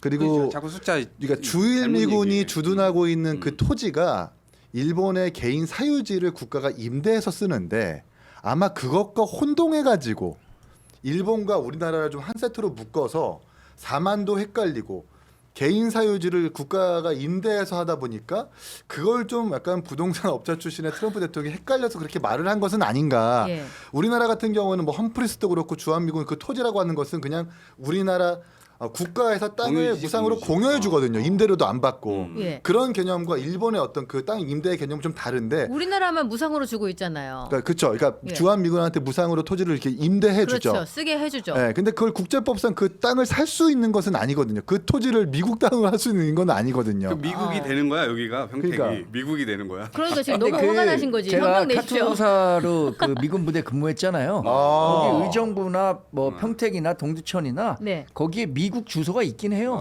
미국 주소. 뭐 포스트 오피스 박스 번호도 있고 뭐 그런데 아이, 에비뉴. 네. 지금 성명 내겠다 네. 이러니까는 이동학 급 호감으로 변해가는 중. 성명 내기 디렉터 위해서 오니- 다른 당으로 가야 돼? 성명 근데 이왕에서 제가 그런 성명 내면 안 뒷얘기 되니까. 좀 해드리면 아, 예. 뒷얘기. 지금 중요한 말씀하셨는데 네. 트럼프가 자꾸 4만 명 막 얘기하고 예. 이런 거를 우리 대한민국도 아니 4만 명이 아니고 우리 28,500명이 주둔하고 있는데 이 부분 25,300명 아니에요? 28,500명인데 얘네가 4,500명을 빼고 싶어하는 거잖아요. 네. 대만이나 뭐 이런 게 유동병력으로. 근데 우리는 소파에 그 규정이 되어 있기 때문에 그걸 함부로 뺄 수는 없는 건데 국제질서에서 변하니까 뭐 앞으로 빠질 수 있다. 이건 대비는 하는 거죠. 근데 어쨌든 숫자를 잘못 알고 있는 건지 의도적으로 그렇게 얘기하는 건지 모르지만 그렇죠. 그 부분을 지적하지 말자. 어. 이게 이제 뒷전략이었다는 거예요. 얘기 안 하고. 그러니까 네. 절대 알았다. 트럼프 대통령을 어. 대할 때는 바로 영어로 대화하지 않는 것. 그리고 잘못된 오류가 있어도 지적하지 않는 것. 심기를 건드리지 않고 계속 아부하고 칭찬해가지고 완전 지 맘대로. 네, 뭔가 이렇게 더 이렇게 끌어내는 정말. 듯한 그게 이 트럼프 대통령과의 이 거래 기술이라는 것 아닙니까? 그 아, 거래 그게 기술이란 거래 기술이 책에- 아니라 자기 마음대로 기술이지. 거래 이게. 기술 책에 이재명 대통령 다 아 그거 근데 읽고 갔다는 한편으로는 거 어저께 아닙니까? 이재명 근데 대통령이 이게 1987년에 나온 책이에요. 그리고 우리가 그 사람이- 연애할 때도 네. 뭐 연애를 글로 배웠습니다 이런 것 예. 때문에 그 뭐 거래 기술 읽었고 안 읽었고 이게 중요한 게 아니야. 그리고 저는 거래 기술은 완전히 갑의 위치에서 쓴 책이에요. 네. 그러니까 그 도널드 트럼프가 당시에 부동산 업적으로 잘 나갈 때 그때 자기의 입장에서 쓴 책이기 때문에 맞아요. 지금 사실 갑을 관계 우리가 협상을 하는 데 있어서 상대적 약자는 우리나라 이재명 대통령이거든요. 그래서 이재명 대통령이 쓸 수 있을 만한 그게 별로 없어요. 거기 보면 제일 중요한 게 레버리지를 이용하라 이런 것들 있잖아요. 네. 협상이 있어서 우린 지금 레버리지가 뭐냐 하면 뭐 그 조선과 관련한 레버리지 이런 그렇죠. 것들을 활용하라는 건데 네. 사실 그 거래 기술이라는 책은 철저히 트럼프 입장에서 쓴 책이기 때문에 그걸 갖고 가갖고 아 내가 이거 트럼프 책을 읽었기 때문에 이 협상을 잘할 수 있다 이렇게 얘기하는 건 말이 안 되는 거고. 그 책 읽고 나서 도출해낸 키워드가 바로 피스메이커. 예. 이거 아니겠습니까? 피스메이커가 되어달라. 나는 거기에 정민정의 뒤따르는. 장동혁 트러블 메이커가 있었다. 그리고 그 상대방이 원하는 게 진짜 뭔지를 알아야 되는 거잖아요. 예.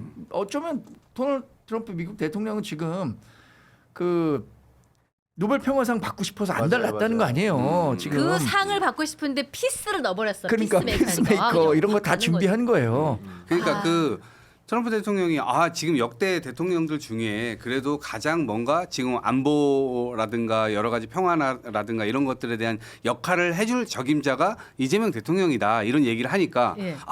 나는 아니다. 당신이라. 유일하게 그 역할을 할 수 있는 사람은 당신이다라고 또 거기서 이걸 쳐줬잖아.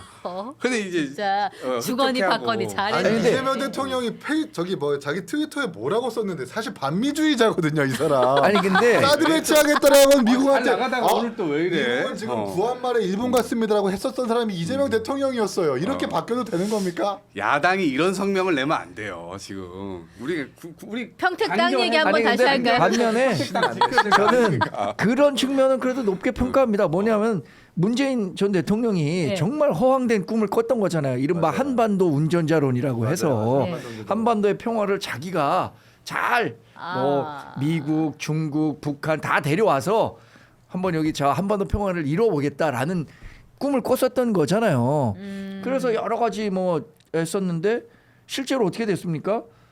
미국하고 북한이 직거래 하려고 했던 거 아니에요. 지금 사실 직거래 하고 있는 거죠. 그렇죠. 트럼프 미국 대통령도 계속 그 김정은 국방위원장 만나고 싶어 한다는 거 아닙니까? 네. 그러니까 그때 당시에 문재인 전 대통령이 했었던 대북 정책과 관련한 실패 이런 것들은 이게 우리 입만으로는 안 되는구나라는 점을 보여줬다는 측면은 전 긍정적으로 평가합니다. 그러니까 저 한편으로는 너무 트럼프 대통령한테 읍소하는 장면이 막 생중계가 되다 보니까 한편으로는 우리나라가 참 국력을 잘 키워야 되겠다는 생각이 드는 한편 트럼프 대통령한테 했었던 칭찬의 반만 좀 야당한테 해달라. 그 막 막무가내 이쁜 막 짓을 좀 해봐. 친구들 이쁜 트럼프 짓을. 대통령한테도 그렇게 그건 트럼프 대통령만이 할 수 있어요. 남북 관계도 트럼프 대통령만이 할 수 있습니다라고 그렇게 칭찬하는 사람이 야당한테는 막 그렇게 아니 이재명 막대하고 있는 대통령 게 그래도 같이 밥도 먹자 그러고 밥도 좀 주고 막 어쨌든 주고 오색 그거를 빛깔 국내 그게 정치에도 다 하잖아. 밥 국수도 먹고 주고. 다 하잖아. 그 관용과 같이 해보자. 국수 됐다고 막 국내 이래. 정치에도 적용됐으면 좋겠다는 생각이 듭니다. 그래요. 지금 또 슈퍼챗이 날아왔습니다. 촌철살인 평론 이기인 5,000원. 네, 감사합니다. 네, 신혜연님, 네 보내주셨고요. 그리고 여기도 보내오셨어요. 수제젤리님, 이기인 총장님 완전 응원합니다. 개혁신당 1편 단심 후원합니다. 10,000원 보내주셨고요. 아 그리고 디렉터 오님께서 경민정 화이팅 하시면서 7,500원 감사합니다. 아 그리고 하나가 더 왔었는데, 그러니까 이동학 이동학 호감으로 변해간다 하시면서 동일한 금액 7,500원 보내오셨거든요. 훌륭하신 분이에요. 몰아주기 할까요 우리? 훌륭하신 분이에요. 7,500원씩 따로 어떻게 보내가지고. 이재명 대통령 아들이랑 이름 한 글자 다른데 이렇게 사람이 다릅니까? 뭔 소리지 갑자기? 아니 그게 아니라 이게 이런 식으로 하면은 밥을 무거운 사주고 주제. 싶어도 대통령께서 어떻게 밥을 사주냐고. 속보가 나왔네요. 장동혁 대표 당 분열로 몰고 가는 분들 결단 필요. 아 세네. 어떤 이건 결단을 세네. 내려야 되는 거죠? 아니 어떤 지금 결단이 필요하신 거죠? 제가 당 분열로 몰고 간 주체인가요? 아 그냥 제가 자꾸 국민의 입장을 여쭤본 이거 것뿐입니다. 자아 비판해야 될 수밖에 없는 능동태가 그런 상황이 돼버리네. 북한에서 나는 건데 이런 거. 이 시작이 됐, 갈등이 시작됐다. 아 이제 정리해버리고 본인만의 월드. 극우 월드를 열겠다. 이것 같네요. 김혜영님 계좌 후원 10만 원 감사합니다. 와. 열심히 방송 만들겠습니다. 감사해요. 그리고 요 문제도 보내오셨는데 말라카이님 3,000원 보내시면서 미국에서도 위안부 합의했다고 했는데 진영 불만 잠재우기 위해 윤미향 사면을 계산했을까요? 이러셨어요. 이게 지금 트럼프 대통령이 한국이 위안부 문제에 집착한다 이런 발언을 한 게 있어요. 그래서 지나치게 일본적 시각으로 우리 한국의 역사를 바라보는 것이 아닌가. 이 부분에 대해서 좀 생각을 해봐야 되게 약간 좀 깊이 있는 내용인데. 그렇죠. 어떻게 아니 생각하세요? 미국은 기본적으로 일본하고 더 가까웠기도 하고 네. 그런 얘기들을 할 수 있는 거죠. 우리랑 뭐 동맹이기도 하지만 네. 실제로 일본이 필요한 역할들을 더 많이 해주기 때문에 약간의 경도되어 있는 생각은 가질 수 있다고 봅니다. 그리고 어찌 됐건 그 부분에 대해서도 긁히지 않기 위해 혹은 긁지 않기 위해서 네. 이재명 대통령이 이번에도 과거에 윤석열 전 대통령이 어쨌든 저질러 놓은 일인데 네. 그거를 또 다시 문제 삼아 가지고 뭔가 또 이렇게 이 관계들을 깨나가는 것은 적절하지 않다라고 입장 표명을 했고 어찌됐건 정치와 앞으로 역사나 이런 문제들은 좀 최대한 좀 분리해 가면서 그러니까 역사 때문에 정치를 함몰시켜 가지고 아무것도 안 되게 만드는 것이 아니라 좀 분리해 가지고 분리 대응해야 된다라는 원칙은 기본적으로 있는 것이기 때문에 그러면 윤미향 사면하고 관련이 있나요? 혹시 요 사면 저는 이슈하고 그거까지는 네. 그 아닌 것 같아요. 생각을 네. 그러니까 윤미향 사면까지 연결짓기는 좀 뭐한데, 네. 그러니까 미국을 긁지 않기 위해서 과거사를 적당히 묻어두는 건 좀 상당히 위험한 국정운영을 생각을 하고요. 이거. 그러니까 트럼프 대통령이 묻잖아요. 위안부 합의 문제 있는 것 같던데라고 하니까 뭐라고 하냐면 이재명 대통령이 그거 우리 미국 오기 전에 일본 만나가지고 먼저 다 해결했어. 라는 식으로 얘기했거든요. 근데 뭐가 해결이 뭘 됐어요? 해결한 뭐가 해결했어요? 해결했다 위안부 뭐 합의도 이런 워딩이 그렇고 있었어요. 강제징용 배상 관련해서도 네. 윤석열 대통령 때 제3자 변제안 관련해서 보수 진영 내에서도 이견이 많았거든요. 그걸 이재명 대통령이 뭐 대통령으로 된 이유는 뭐 개헌을 배경으로 한 것도 있지만 뭐 일부의 국민들은 그걸 다시 바로잡기 원하는 국민들이 분명히 있을 겁니다. 근데 그런 것들을 그냥 적당히 묻어두고 미국에 대한 뭐 한미일 협력만을 위한 협력 때문에 그냥 위안부 합의 문제 과거사 문제를 거론조차 하지 않는다. 한일 공동선언문 보면요 뭐라고 써 있냐면 DJ 오부치 선언을 포함한 역대 내각의 역사적 인식을 전통적으로 계승하겠다는 얘기를 해요. 근데 DJ 오부치 내각만 그 통렬한 반성을 얘기하는 것 그건 해석인 거죠. 근데 아베 내각도 있고 스가 내각도 있는 거잖아요. 근데 아베 내각에서 식민지론을 인정하지 않잖아요. 스가 내각에서는 위안부론을 인정하지 않잖아요.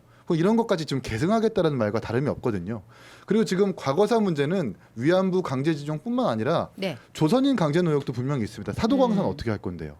그리고 2년 주기로 계속 유네스코 세계유산으로 등재하고 있는 일본을 세계 3대 구리 산출국으로 만들었었던 그 도기치현의 아시오 광산이라고 있어요. 네. 1946년에 일본 후생성에서 조선인들 2,416명 이 강제노역했다라고 스스로 인정한 바 있거든요. 근데 그 도기치현에서 그 제안서를 쓸 때, 그러니까 유네스코 세계유산 등재 제안서를 쓸 때 그건 빠졌다라는 겁니다.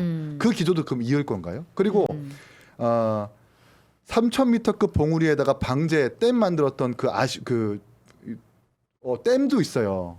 그 댐 관련해서도 수천 명의 조선인들이 강제 노역됐지만 네. 그것도 좀 빠져 있다라는 겁니다. 그럼 그 기조도 있겠다라는 건가요? 그러니까 아니, 이제 분명히 과거사는 지적하고 넘어가야 되는 거고 실용이라고 하는 것은 불편해도 이견은 이견대로 남겨놓고 취할 건 취하는 건 실용일 텐데 네. 그냥 적당하게 퉁치고 넘어가는 것 같아서 네. 다시 번복하기 힘들 것 같아서 좀 안타깝다는 생각이 듭니다. 아니 이거는 이제 마침표는 아니고 네. 미국과의 어떤 협상을 앞두고 있기 때문에 당연히 그 때에 맞게 적절한 행동을 전 취했다고 봐요. 네. 근데 이 지금 미국과의 협상 앞두고 일본 문제를 또 다 들고 일어나 가지고 우리 협상에 불리하게 임할 이유가 전혀 없잖아요. 근데 앞으로 지금 얘기하신 사도광산 문제라든가 강제징용 문제라든가 위안부 문제라든가 이런 네. 부분들은 한국 정부에도 명분을 줘라. 지금까지 우리 야당이 네. 야당이었을 때 엄청난 비판 윤석열 정부에서 지금 다 저질러 놔버려 가지고 이 부분에 대해서 우리가 그대로 100% 수긍할 수는 없다. 네. 전 내부적으로 그런 부분들은 앞으로 좀 진행해 나갈 것이라고 예, 생각을 그렇습니다. 합니다. 의견들이 좀 여러 가지가 있어요. 유연하게 하는 거죠. 제가 유능하게. 방기했던 쿠로메댐 아시오 광산 그 등재 주기가 2년이에요. 네. 2024년에 사도광산 추진됐고 2024년부터 추진됐었던 거거든요.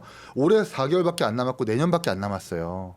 그러면 한일 정상회담이 몇 차례나 더 있겠습니까? 지금부터라도 얘기 꺼내놓고 해야 되는데 그냥 적당히 묻어둔 근데 것 같아서. 이런 문제는 개혁신당이 또 강한 성명서를 또 내주면 네. 좋은 오늘 명분이 성명서가 되겠네요. 여러 이건 놀리는 건 나오고 거예요. 있는데. 성명서가 딱 아니 되고 근데 뭐 좋은데? 저는 이긴 이래 그 되겠는데요? 총장께서 네. 얘기하신 분 네. 뭐 10분 동감하는데 그럼에도 불구하고 저는 방송 들어오기 전에도 얘기했지만 이재명 대통령이 과거사 문제와 관련해서 예. 일단 이것을 크게 부각시키지 않고 미래로 나아가겠다라고 한 점은 저는 야당 대표 시절에 이재명과 대통령 시절에 이재명이 달라졌다는 점을 그래도 상징적으로 보여준 장면이라고 생각합니다. 이렇게 그런데 또, 예.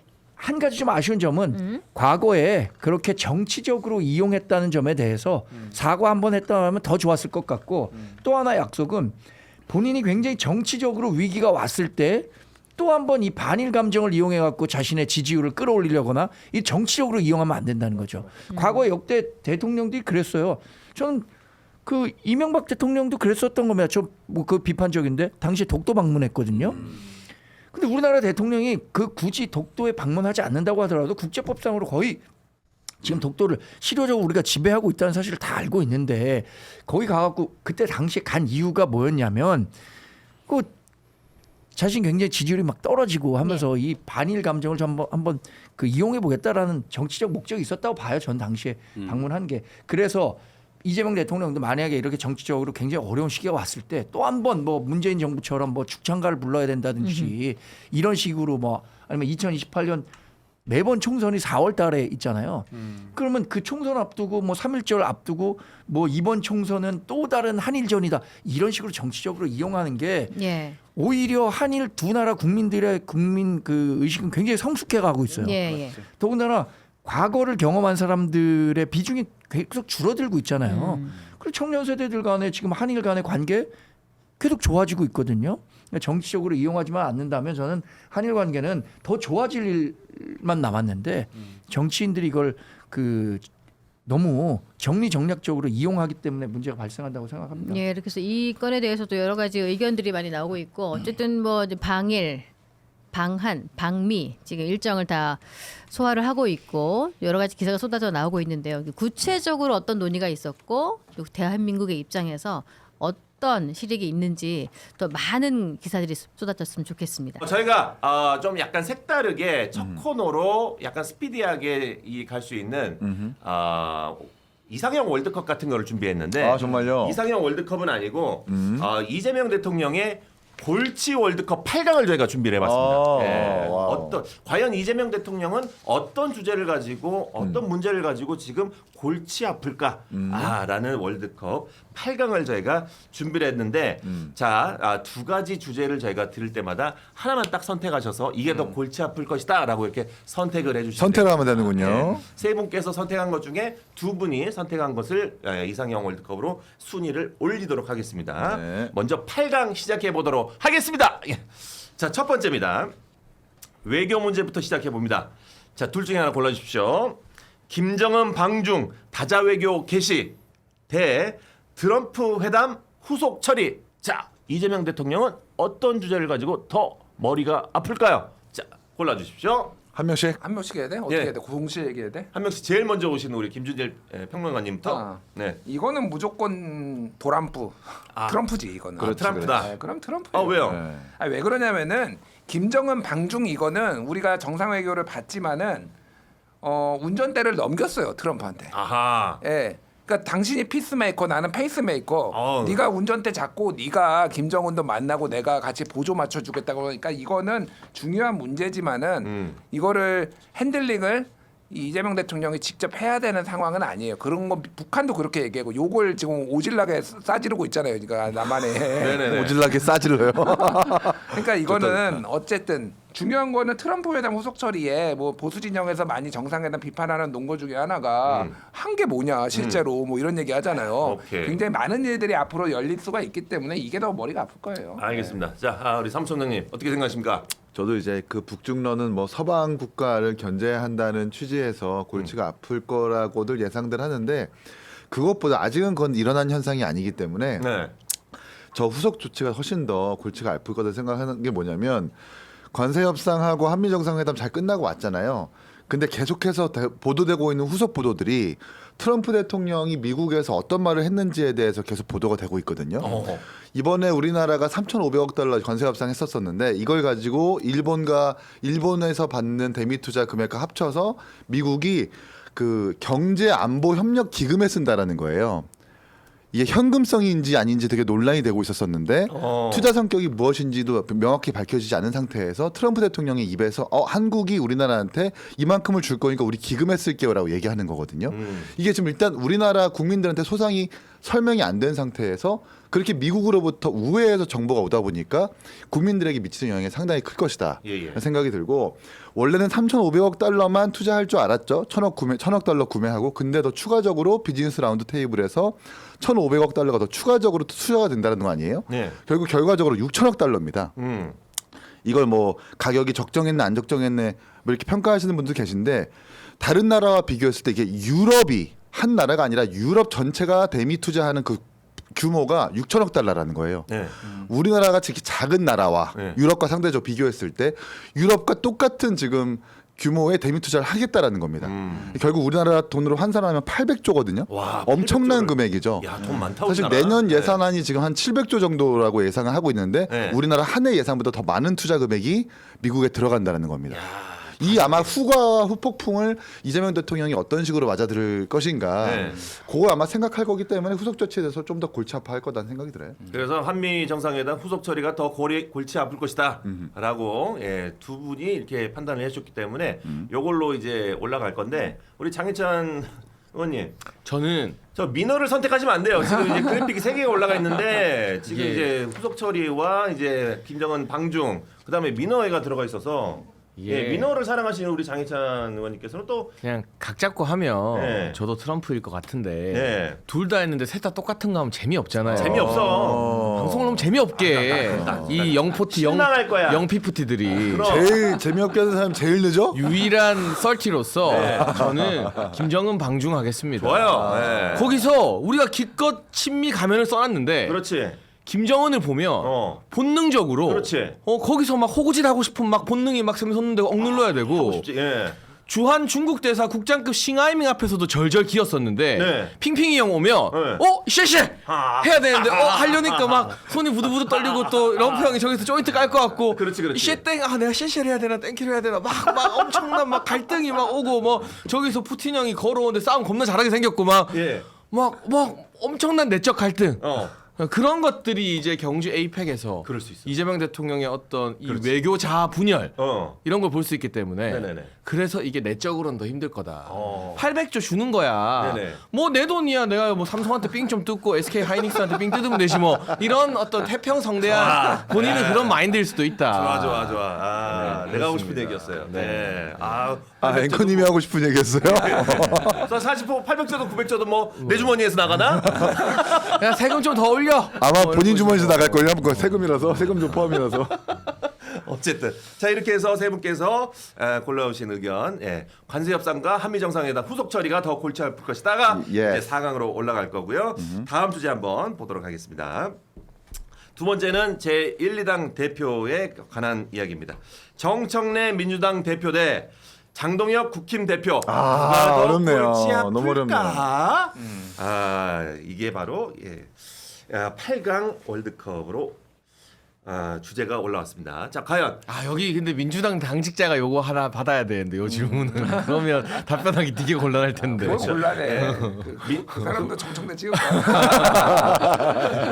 민주당을 대변해서 우리 김준일 의원님께서 아니 순서를 전부터 하지 말고 이번에는 한 번씩 이렇게 제가 마지막에 할게요. 그럴까요? 이긴 최고. 우리 그러면 마지막에 한테서 장찬 최고부터 먼저. 저요? 네. 저는 뭐 이건 정청래죠. 정청래. 이거는 여러 가지 시나리오를 방금처럼 어거지로 뭐 핑핑이 형 뭐 다 짜내봐도 이거는 정청래 대표가 더 골치 아프죠. 그렇죠. 그러니까 원래 이제 여당 대표가 정부가 좀 세게 나가면 그걸 풀어주는 역할을 해야 되거든요. 윤활유 역할을 해야 되는데 지금은 어떻게 보는 게 최근의 뉴스들이 여당 대표가 세게 나가면 맞지. 대통령실이랑 정부가 그걸 풀어주는 역할을 하고 있어요. 그러면 안 돼요. 이게 완전히 이 앞뒤가 바뀐 거예요. 네. 그래가지고 우상호 정무수석이 진짜 그분도 뭐 숱이 많은 분은 아닌데 더 빠지겠다. 머리 아파가지고 이러다가 한동훈한테 머리 얘기 좀 상담받겠다. 어차피 장동혁 그 눈치는 볼 것이고 하는데 정청래가 아직까지는 100% 내 편이 아닌 것 같아서 더 눈치를 볼 것이다. 100% 내 편이 아니라 이제 대놓고 막 금강가야 왕관 쓴 거 올렸다가 지우고 막 이제 내가 차기다 막 이러면서 내가 이재명이 미는 박찬대 이겼다 하면서 이게 이재명 대통령에게 부담을 줄여주는 정치를 하는 게 아니라 네. 그 강성 당원들 개딸들한테 내가 더 사랑받기 위한 정치를 노골적으로 하고 있거든요. 정청래 대표는. 네. 근데 그러면 안 되거든요. 알겠어요. 내가 좀 욕먹더라도 우리 대통령을 빛나게 해주는 정치를 집권 초에 여당 대표가 해야 되는데 네. 그거 좀 가는 길이 다른 것 같아요. 알겠습니다. 그러면은 우리 이긴 위원님과 네. 우리 평론가님은 두 분이 동시에 한번 얘기해 볼게요. 한꺼번에. 정청래냐 장동혁이냐, 두 사람 다 동시에 한번 외쳐보도록 하겠습니다. 하나, 둘, 셋. 장동혁. 둘 다 장동혁이야? 이렇게 똑같을 수 있나? 그러니까 저는 장례찬 최고의 의견에 완전 공감하거든요. 예. 근데 이제 막 입성을 한 장동혁 대표가 지금 1대1 거의 영수회담 막 지금 막 강조하고 있잖아요. 강요하고 있잖아요. 네. 그걸 아마 이재명 대표가 윤석열 대통령 때 본인과 만나달라고 몇 번이나 이제 강조를 하고 요구를 했었기 때문에 그때를 떠올리면서 이걸 들어줘야 되나 말아줘야 되나 막 이런 생각을 할 겁니다. 네네. 그걸 안 들어주면은 본인을 부정하는 일이 되는 것이고 그렇지. 들어주자니 장동혁 대표를 좀 띄워주는 일이기 때문에 네. 좀 난감해할 것 같다, 골치 아플 것 같다는 생각이 들어서 사실 저는 이 두 사람이 아니라 조국 대표가 한번 꼈었으면 좋겠었거든요. 3파전이었으면 좋았을 텐데 그게 좀 아니어서 아쉽다. 만약에 조국이 꼈다 그러면은 조국이지. 조국이죠. 그래요? 예, 평론가님은요? 제가 뭐 비슷한 맥락이고 사실 조금 애매했어요 저는. 네. 제 마음은 정청래였는데 손이 어느새 내 입이 장동혁으로 가버렸네. 머리와 가슴이 따로 논다. 따로 놀았어요. 근데 이제 장동혁 대표 같은 경우에는 본인이 굉장히 강성 메시지로 정당 이제 그 국민의힘 대표가 됐는데 생각보다 지금 뭐 여전히 뭐 이재명 끌어내리겠다 이런 얘기도 하고 있지만은 또 내가 과거는 있고 미래로 가자라든지 막 이렇게 온건 메시지로 나오려고 하고 있거든요. 이거는 골치예요. 그럴 가능성은 매우 낮지만은 네네. 장동혁이 통합을 하고 정신 차리고 민생 중심 정당이 된다라고 했을 때 민주당과 정부 여당에는 상당한 골칫거리가 될 수 있다. 하지만은 그럴 리는 없다. 없죠. 뭐 그런 가능성을 조금 생각을 해서 얘기를 했습니다. 알겠습니다. 세 번째 주제로 가보도록 하겠습니다. 검찰 개혁 당정 이견 대 조국 광폭 행보. 요 둘 중에 어떤 게 더 골치가 아플까? 그건 셋이 동시에 얘기해 보자. 셋이 이건 가볼까요? 너무 뻔해서 이거는 뭐. 조국으로 갈 것 같은데. 자, 하나, 둘, 셋. 검찰 개혁. 검찰. 이거 나눠지는데. 검찰 개혁 조국 이렇게 잠깐만 제가 봤을 때는 조국 2명에 검찰 개혁 1명인 것 같은데요. 맞아요. 저랑 장채고는 조국이고 예. 우리 평론가님은 검찰 개혁인데 검찰 개혁이라는 이유 한번 들어볼까요? 들어볼까요? 내가 뭐 소수 의견 먼저 얘기 마이너리티 리포트 먼저 하고 그다음에 그런 머저리. 전문 용어는 제가 잘 몰라요. 자, 조국이 이럴 줄을 이재명 대통령이나 이쪽에 사면을 한 데서 몰랐을까요? 이거는 기대의 영역이에요. 사실은 기대라기보다는 이걸 해줘라라는 그거보다는 사실은 조국 대표가 나와서 본인이 억울하게 이제 검찰에 기소권 오남용으로 인해서 내가 이렇게 당했다라고 하고 내가 호남에도 다니고 뭐 노무현 대통령 참배도 하고 이게 예측 범위 내에 있는 거예요, 사실 SNS에도. 그러니까 물론 이제 소위 말하는 민주 진보 진영의 부담이 될 수 있겠다라는 얘기도 나오지만은 네네. 기본적으로 다른 정당이에요, 그러니까. 네, 조국 혁신당은 다른 정당이고 결국은 시간이 더 지나면은 이게 선거 국면이 되면은요 다른 정당으로 더 강하게 인식이 되겠죠, 그러니까. 사실은 이거는 예측 범위에 있는 거고 정청래 대표는 아니라고 하지만은 범여권의 대선 후보들이 한 명이 돋보이는 게 아니라 여러 명이 이 경쟁하기를 원하는 구도 속에서 이 사면이 이루어졌다라고 보는 게 맞을 것 같아요. 그러면은 이게 굳이 골치 아픈 문제는 아니다. 근데 검찰개혁 문제는 지금 약간 당정관 이견이 있고 지금 정성호 법무부 장관이 또 세게 문제 제기를 했잖아요. 네. 이게 오히려 좀 골치 아픈 지금 상황이 돼버렸어요. 사실은 이재명 대통령은 기본적으로 문재인 정부 때 했던 그 검찰 개혁을 실패라고 보고 사람들도 그렇게 보기 때문에 그거를 반복하면 안 된다라는 거예요. 근데 오케이. 단순히 그냥 검찰청 해체 이거로만 이게 되는 게 아닌데 거기에 좀 더 당이 어떤 방점을 찍고 있는 것에 대해서 약간의 부담감, 불만들이 있을 수 있다. 이게 더 당장은 굉장히 어려운 문제예요. 오케이 알겠습니다. 자, 우리 이기윤 위원님, 우리 사무총장님. 네, 저는 검찰- 정성호, 그러니까 전 조국 대표를 찝었는데 네. 그 정성호 장관이 의원일 때부터 검찰 개혁에 대해서 약간의 이견이 있는 것은 알고 있었었거든요, 민주당에서도. 네. 왜냐하면 인지 수사라든지 권력 수사라든지 이런 부분들은 문제가 있는 것이 맞는데 그건 사실 1, 2%에 해당하고 98, 9%의 민생 수사는 사실 지금 정상적으로 돌아가고 있다. 네. 이 1, 2% 고치자고 89, 그러니까 90% 이상의 이걸 다 고쳐버리게 되면 특히나 지금 검찰청을 없애버리겠다는 건 아니에요. 네. 그 정성호 장관은 이렇게 하면 안 된다는 소신을 좀 가지고 있는 거거든요. 근데 이제 이거를 뭐 당정과 내지는 청와대와의 이견도 있지만 이 진보 진영 내에서도 좀 이견이 있는 겁니다. 그 관성을 거스르려고 하는 것이 정성호 장관인 것 같은데 이건 근데 최근에 이제 정성호 장관이 나는 아니다 이견이 아니라 결국 대통령실이 하는 것에 대해서 따르겠다라고 지금 정리가 된 부분이라서 오늘 좀 수습 국면에 들어간 거고 조국 대표는 사실 지금 수습이 안 돼요. 광폭 행보라고 하지만 저희도 어제 방송에서 누가 말씀하셨는데 저 광자가 넓을 광자가 아닙니다. 아 미칠 광자예요? 미칠 광자나 똥광이에요. 아 그래요? 네, 똥광 아니면 미칠 광입니다. 똥광이요? 똥광이 패를 안 들고 있는 싸버린 똥광인 거죠. 아니면 미칠 광자다. 그러니까 조국 대표가 지금 원래도 저렇게 SNS 좋아하고 저렇게 활동하는 사람으로 인식을 하고 있었지만 막 호남 가서 광폭 행보하고 막 뭐 권양숙 여사 예방하고 마치 지금 민주당과 합당 내지는 같은 진영으로 익혀지는 게 있는 것이 아니라 호남에서 민주당 세력을 약간 좀 상쇄하고 선거에서 이기려는 듯한 그런 행보까지 보이고 있는 거거든요. 이건 약간 제가 볼 때는 이재명 대통령과 민주당에서 예상하지 못했던 부분이 아닐까. 그래서 조금 더 불편하고 골치 아파할 거다라는 생각이 듭니다. 우리 장희찬 의원의 추가 설명 짧게 부탁드리겠습니다. 저는 조국의 이 광폭 행보가 여기서 끝나지 않는다. 네. 이제 시작이다. 그러니까 돌아다니면서 지지율 떨어뜨리는 거고. 그러니까 저는 김준일 평론가님과 생각이 약간 다른 게. 네네.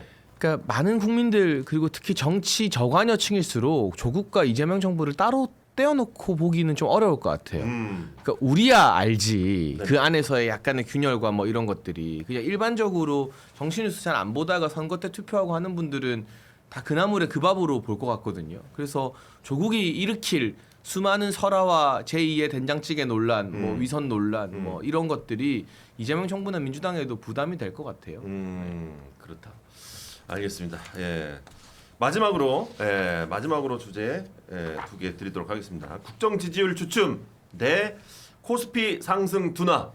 요 둘 중에서 뭐가 더 신경 쓰일까? 한번 골라보도록 하겠습니다. 앞에 세 개가 너무 세가지고 약간 요게 좀 약해 보이긴 하는데 일단 한번 골라보겠습니다. 예. 세 분 동시에 한번 골라볼까요? 자, 하나, 둘, 셋. 지지율이죠. 코스피. 지지율 두 명에 코스피 한 명 나왔습니다. 근데 사실 이거 두 개는 뭐 따로 떼어서 구분할 수 있는 부분은 아닌 것 같아요. 이인 총장이 돈을 되게 밝히는 스타일이에요. 평소에도 보면. 그래 보여요. 네. 두꺼비 한번 털어봐야 돼. 근데 돈 받고 코스피가 있는지. 떨어지면 곧 국정 지지율도 주춤하는 것과 연관될 수 있기 때문에 그리고 이 정부가 지금 코스피뿐만 아니라 코스닥도 지금 챙겨야 되는 거거든요. 네. 지수 1000으로 출발했다가 지금 700 아래로 좀 떨어진다 만다 이런 평가까지 나오고 있는 상황이라서 대체적으로 안 좋습니다.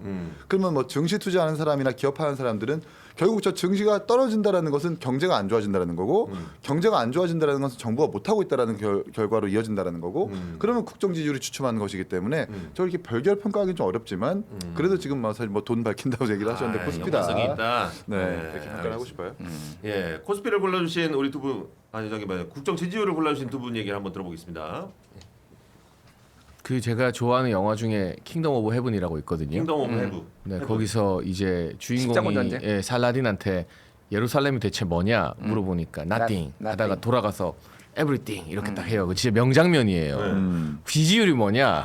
nothing, everything. 그 지지율에 너무 일일비해서도 아니지만 이게 everything이에요. 사실은 정부의 동력 그리고 공무원 집단과 정당의 어떤 유기적인 충성도 이런 것들이 다 지지율에서 나오거든요. 근데 오늘 뭐 언급하자면 갤럽 지지율로 방금 발표됐는데 이재명 정부 지지율이 또 좀 올랐어요. 3% 갤럽에서는. 근데 갤럽은 지금 이제 이재명 정부와 민주당에게 굉장히 우호적으로 나오고 대체로 전화 면접이 좀 그래요. 근데 ARS는 계속 하락세이고 뭐 한미 정상회담이 썩 반영이 안 되는데 아무튼 어쨌거나 지지율이 ARS를 하더라도 50%가 깨진 거 그 시기가 너무 빠르다는 건 이재명 정부 입장에서는 되게 기분 나쁜 일이고 뭐 이래저래 그러면 이제 차기 주자들이 내가 다음이다 하고 설치는 시기도 빨라질 거고 어쨌든 전 지지율이 제일 중요한 이슈라고 봐요.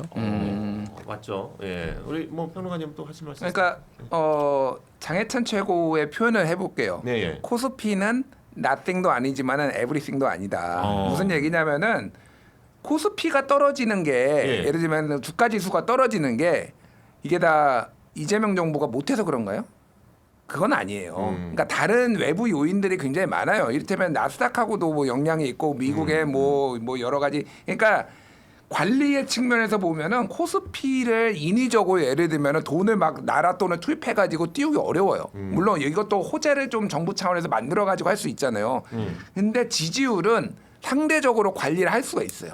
어떤 때감 그거는 경제뿐만 아니라 정치적 이슈로 관리를 할 수도 있는 거죠. 그러니까 여러 가지 뭐 정상회담도 그러니까 지지율에 좀 더 관심이 높다라는 거고 또 하나는 이제 민주당 쪽 얘기를 들어보면은 마지노선은 50으로 잡고 있어요. 현재는 뭐 나중에는 그거보다 더 떨어지겠지만은 60은 깨졌잖아요 지금. 그러면 이제 50%대는 유지해야 된다. 그래야 국정 동력이 생긴다라는 게 기본적 컨셉이에요. 그러니까 그 밑으로 떨어지지 않게 물론 어제 이제 나온 미디어 토마토 이런 게 50 밑으로 떨어지기는 했지만은 기본적으로 그건 튀는 조사고 지금은 다 50대 초반 ARS는 그리고 저거는 50대 후 전화면접 50대 후반이거든요. 이거가 훨씬 더 지금 중요한 지표다. 정부한테는. 알겠습니다. 예. 장희천 위원님 말이 틀렸대. 예. 뭐 틀렸어. 아니 뭐 그런 식으로 또 이게 그러니까 이간질 잘해. 보니까 거의 비슷한 이야기 한 것 같은데 방금. 갈라치긴 하면 둘 다 지지율이었고 뭐 그러니까. 아니 뭐 생각이 좀 다르다는. 근데 이제 예. 제가 오랫동안 저도 방송 오래 하고 정치권에도 있어보고 했던 경험으로는 ARS 조사 결과가 약간 선행 지표 느낌이 있어요. 그 정치 고관여층들의 지표라서 그렇지. 그거를 무시할 게 아니라 네. 그거 한 2, 3주 있다가 전화 면접이 그 비슷하게 움직여요. 네. 그러니까 ARS에서 떨어진 거를 그건 ARS니까 별거 아니야라고 무시할 건 아니다. 그것도 나름 심각하게 좀 받아들여야 된다. 이 정도만 덧붙이겠습니다. 알겠습니다. 그래서 국정 지지율이 저희가 4강으로 올라가도록 하겠습니다. 자, 지금부터 이제 이재명 대통령의 골치 월드컵 4강을 한번 해보도록 하겠습니다. 요거는 이제 그 적이 없어요. 예, 뭐 멘트 따로 필요 없습니다. 그냥 결정만 하도록 하겠습니다. 예. 트럼프 회담 후속 처리 대 장동혁 국힘 대표. 예. 이건 자, 요거 한번 골라보도록 하겠습니다. 세 분이서 동시에 한번 골라볼게요. 하나, 둘, 셋. 트럼프. 예. 트럼프가 장동혁을 이겼다. 라고 보시면 될 것 같고. 예. 자, 두 번째 4강입니다. 예. 조국 행보 대 국정 지지율 주춤. 예, 요거 두 개를 한번 골라보도록 하겠습니다. 하나, 둘, 셋. 지지율. 조국. 조국 두 분인데. 2대1입니다. 예, 조국 두 분인데. 조국이 그 정도 대단해? 나는 인정 못해. 난 저분의 포텐셜을 높게 보기 때문에. 조국 때문에 지지율이 떨어진 게 있기 때문에 그 정도로 대단하진 않아. 그럼 우리 평론가님은 지금 조국의 행보를 어떻게 보십니까? 아니 뭐 국정에 부담이 되죠. 예. 되는 건 맞는데 아까 얘기했듯이 다 예측 범위 안에 있었던 거예요. 이게 그러니까 이렇게 할 거 몰랐나 정말로? 그러니까 그 SNS 중독이에요. 뭐 어쨌든 SNS 맞지, 중독이다. 중독이다. SNS 맨날 해. 그거 맞아. 모르는 거 아니잖아. 그래서 저는 그 정도 부담하는데 이거는 이게 조국이라는 사람의 인물에 대해서 까는 게 좋기 때문에 두 사람이 얘기를 한 거라고 봐요. 저는. 예. 어우 평론가 보네. 냉철한 평가죠. 이 그러나 부정할 수 없었다. 부인할 수 없었다. 그의 평론을 부인할 수 나는 없었다. 용서가 안 돼. 왜 조국이 출소하고 롯데가 12연패 했기 때문에 롯데 팬으로서 용서가 안 돼. 그걸 또 본인이 또 언급을 조국 하더라고요. 때문이야. 조국 때 이게 기운이 안 좋아졌어. 기운이. 지금 롯데가 12연패예요? 지금 극복은 했는데 어쨌든 3위 하다가 DTD야 DTD 그냥. 와 부산 시민 여러분 김준희를 가만두면 안 됩니다. DTD래요 롯데 보고 지금 300만 부산 시민들이 지금 분노해요. 와. 자, 알겠습니다. 자, 그러면 우리 이재명 대통령의 국정 골치 월드컵 마지막 결승을 진행하도록 하겠습니다. 결승에 올라온 트럼프 대 조국. 야, 이거 아, 근데 저렇게 붙이니까 조국을 하면 안 되겠다. 어디 감히 트럼프한테 견줘. 트럼프 대 조국. 예. 누가 더 상또라이냐를 지금 결정을 해야 돼. 근데 둘이 공통점이 있죠. SNS 너무 중독이고. 근데 이제 그 이재명 대통령의 입장에서 우리가 선택을 해야 돼요. 지금 대통령이 어떤 걸 가지고 가장 골치가 아플 건지를 우리가 고민을 해야 돼. 네. 저거는 뭐 자, 과연 어떤 게 골치가 아플지 골치 월드컵 결승 트럼프 대 조국 세 분의 선택은요? 트럼프죠. 트럼프. 처음으로 마지막에 일치가 됐네. 그러네요. 네. 근데 참 신기하죠. 대통령께서 회담 가서 우리 트럼프 대통령이 전 세계에 평화를 가져오실 분이고 칭찬 그렇게 하셨는데 네. 결국 국내 정치에서는 트럼프 때문에 골치 썩을 거라고 저희가 예상하고 있으니까 냉정한 현실이지. 그것도 참 이상한 것 같습니다. 예, 맞아요. 사실 이제 아까 그 김준일 평론가님께서 말씀해주신 너는 피스메이커, 나는 페이스메이커 요거 자체가 사실은 많은 국민들이 봤을 때 이 라임 너무 좋았다. 그러나 조국은 트러블 메이커. 예, 거기까지. 그렇지. 야, 피스메이커와 페이스메이커와 트러블메이커까지. 그렇지. 야, 뭘 잘 만드네요. 예, 사람들이. 예. 어쨌든 이재명 대통령의 골치 월드컵 결승에서 우승한 주제는 바로 우리 트럼프 관세 협상과 한미 정상회담의 후속 처리가 됐습니다. 지금 이재명 대통령의 국정 지지율 요 얘기로 마무리를 좀 해볼게요. 51.4% 3주 만에 하락세가 멈추고 0.3% 포인트 소폭 반등했다. 요거는 조롱입니다. 요거는 조롱. 저는 조롱으로 리액션이 확실히 과한데. 익힙니다. 요거는 왜냐면 저는 뭐 그게 도끼인 객끼인데 뭐 지금 이렇게 얘기해야 되는데 많이 올랐네 이거는. 지금 빈자와 해악이 아주. 국민의힘도 많이 오는 겁니까? 근데 많이 올랐다고 얘기하는 건 하락 추세를 멈추고 이제 횡보하는 것이기 때문에 많이 예. 올랐다고 표현이 될 그럼 수 있는 국민의힘도 거죠. 똑같아요. 지금 보세요. 지지율. 근데 이재명 대통령이 이렇게 0.3 말했어요. 똑같이 올랐어. 이게 지지율이 하락한 거에 대해 기자가 물으니까 요 국민의힘 지지율이 전당대회 하락하는 거 전당대회 때문이다. 그 전당대회 때문이다. 이 워딩이 의미하는 바가 뭐예요? 국민의힘 전당대회가 그만큼 커버쇼 효과가 근데 나타나가지고 그 얘기는 안 했더라고요. 예. 자신이 휴가를 갔기 때문이다. 요 얘기는 안 했대. 왜냐하면 예전에 그 권향엽 원내대변인인가요? 예. 이재명 대통령이 휴가를 갖고 그 국민의힘이 전당대회를 하고 있기 때문에 국정 지지율이 떨어졌다라고 얘기해갖고 뉴스에서 사라졌기 때문에. 야 저런 인식을 갖고 있단 말이야. 지금 원내대변인이 이렇게 생각했었는데 그래도 본인이 휴가를 갔기 때문이라는 얘기는 안 하셨다는 측면에서 이건 조롱인가요? 그렇지 않습니다. 스스로가 지금 합리적인 논평입니다. 본인 휴가, 조국 사면, 윤미향, 국힘 전당대회 n분의 1. 근데 저는 이제 좀 오를 일이 좀 남아 있다고 네. 좀 생각을 해요. 이제 어찌 됐건 그 소나기도 오고 폭풍우도 오고 그럴 때인데 다시 이제 햇빛은 뜨니까요. 네. 또 국민들 향해서 열심히 일을 하면 다시 될 햇빛은 것이고, 뜬다. 예, 돌아와서 동화적인 얘기다. 또 여당 야당 또 대표님들 모시고 또 오색빛깔 국수 같이 먹고 네. 이렇게 하면서 국정 같이 운영해 나가는 논의를 하는 것만으로도 국민들께서는 다시 또 박수를 쳐주실 것이다. 이렇게 근데 생각합니다. 가뭄일 때 해가 뜨는 건 아무런 도움이 안 됩니다. 비가 좀 와줘야 문제인데 지금 비가 올 만한 적재적소의 호재가 지금 없어요. 연말에 뭐 이화영, 정진상 사면 복구를 한다라는 소식까지 들리고 있고 지금 노봉법도 경제계나 근로자들한테 어떻게 지금 반영될지 어떻게 모르기 때문에 지금 재판이 진행 중인 거 아니야? 정진상, 이화영은 이제 대법원 그렇죠. 단결까지 정진상은 김용은 이제 보석 석방됐는데 자기 측근들을 이제 사면 복권한다라는 소식도 분명 이어지고 있고 네. 그러니까. 특히 노봉법 네. 이 경제계에서 특히나 반발하고 있는 이 이 재개정에 대해서 과연 이게 지지율에 어떻게 반영될지를 한번 지켜봐야 될 것 같습니다. 아, 가뭄에 햇볕을 쬐는 것은 햇볕을 주는 것은 도움이 되지 않는다. 조경희님께서 명언이라고 하셨는데 그러면은 우리나라 대한민국에 지금 가장 필요한 것은 뭘까? 이 가뭄에 가장 필요한 한 가지만 딱 얘기해 보자. 내가 대통령이면은 진짜 이거 하나는 해결해야 된다. 이거. 자, 누구부터 하실까요? 근데 너무 어려운 일인데 저는 경제 문제가 역시 가장 큰 문제라고 생각하고 경제 문제인데 뭘 그렇게 탁 물거를 노봉법을 없애면 경제가 해소 되나? 제가 아까 말씀드리려고 했었던 것 중에 이런 게 있었어요. 앞으로 이재명 대통령이 증세와 관련해서 굉장히 딜레마 있을 겁니다. 네. 앞으로 세금 더 거둘 일만 남지 덜 거둘 일은 없을 거거든요. 이거를 어떻게 국민에게 설득시킬 거냐. 네. 이게 제일 큰 관건이 될 거라고 생각해요. 그리고 짧게 뭘 하나 그냥 물꼬를 탁 터줄까?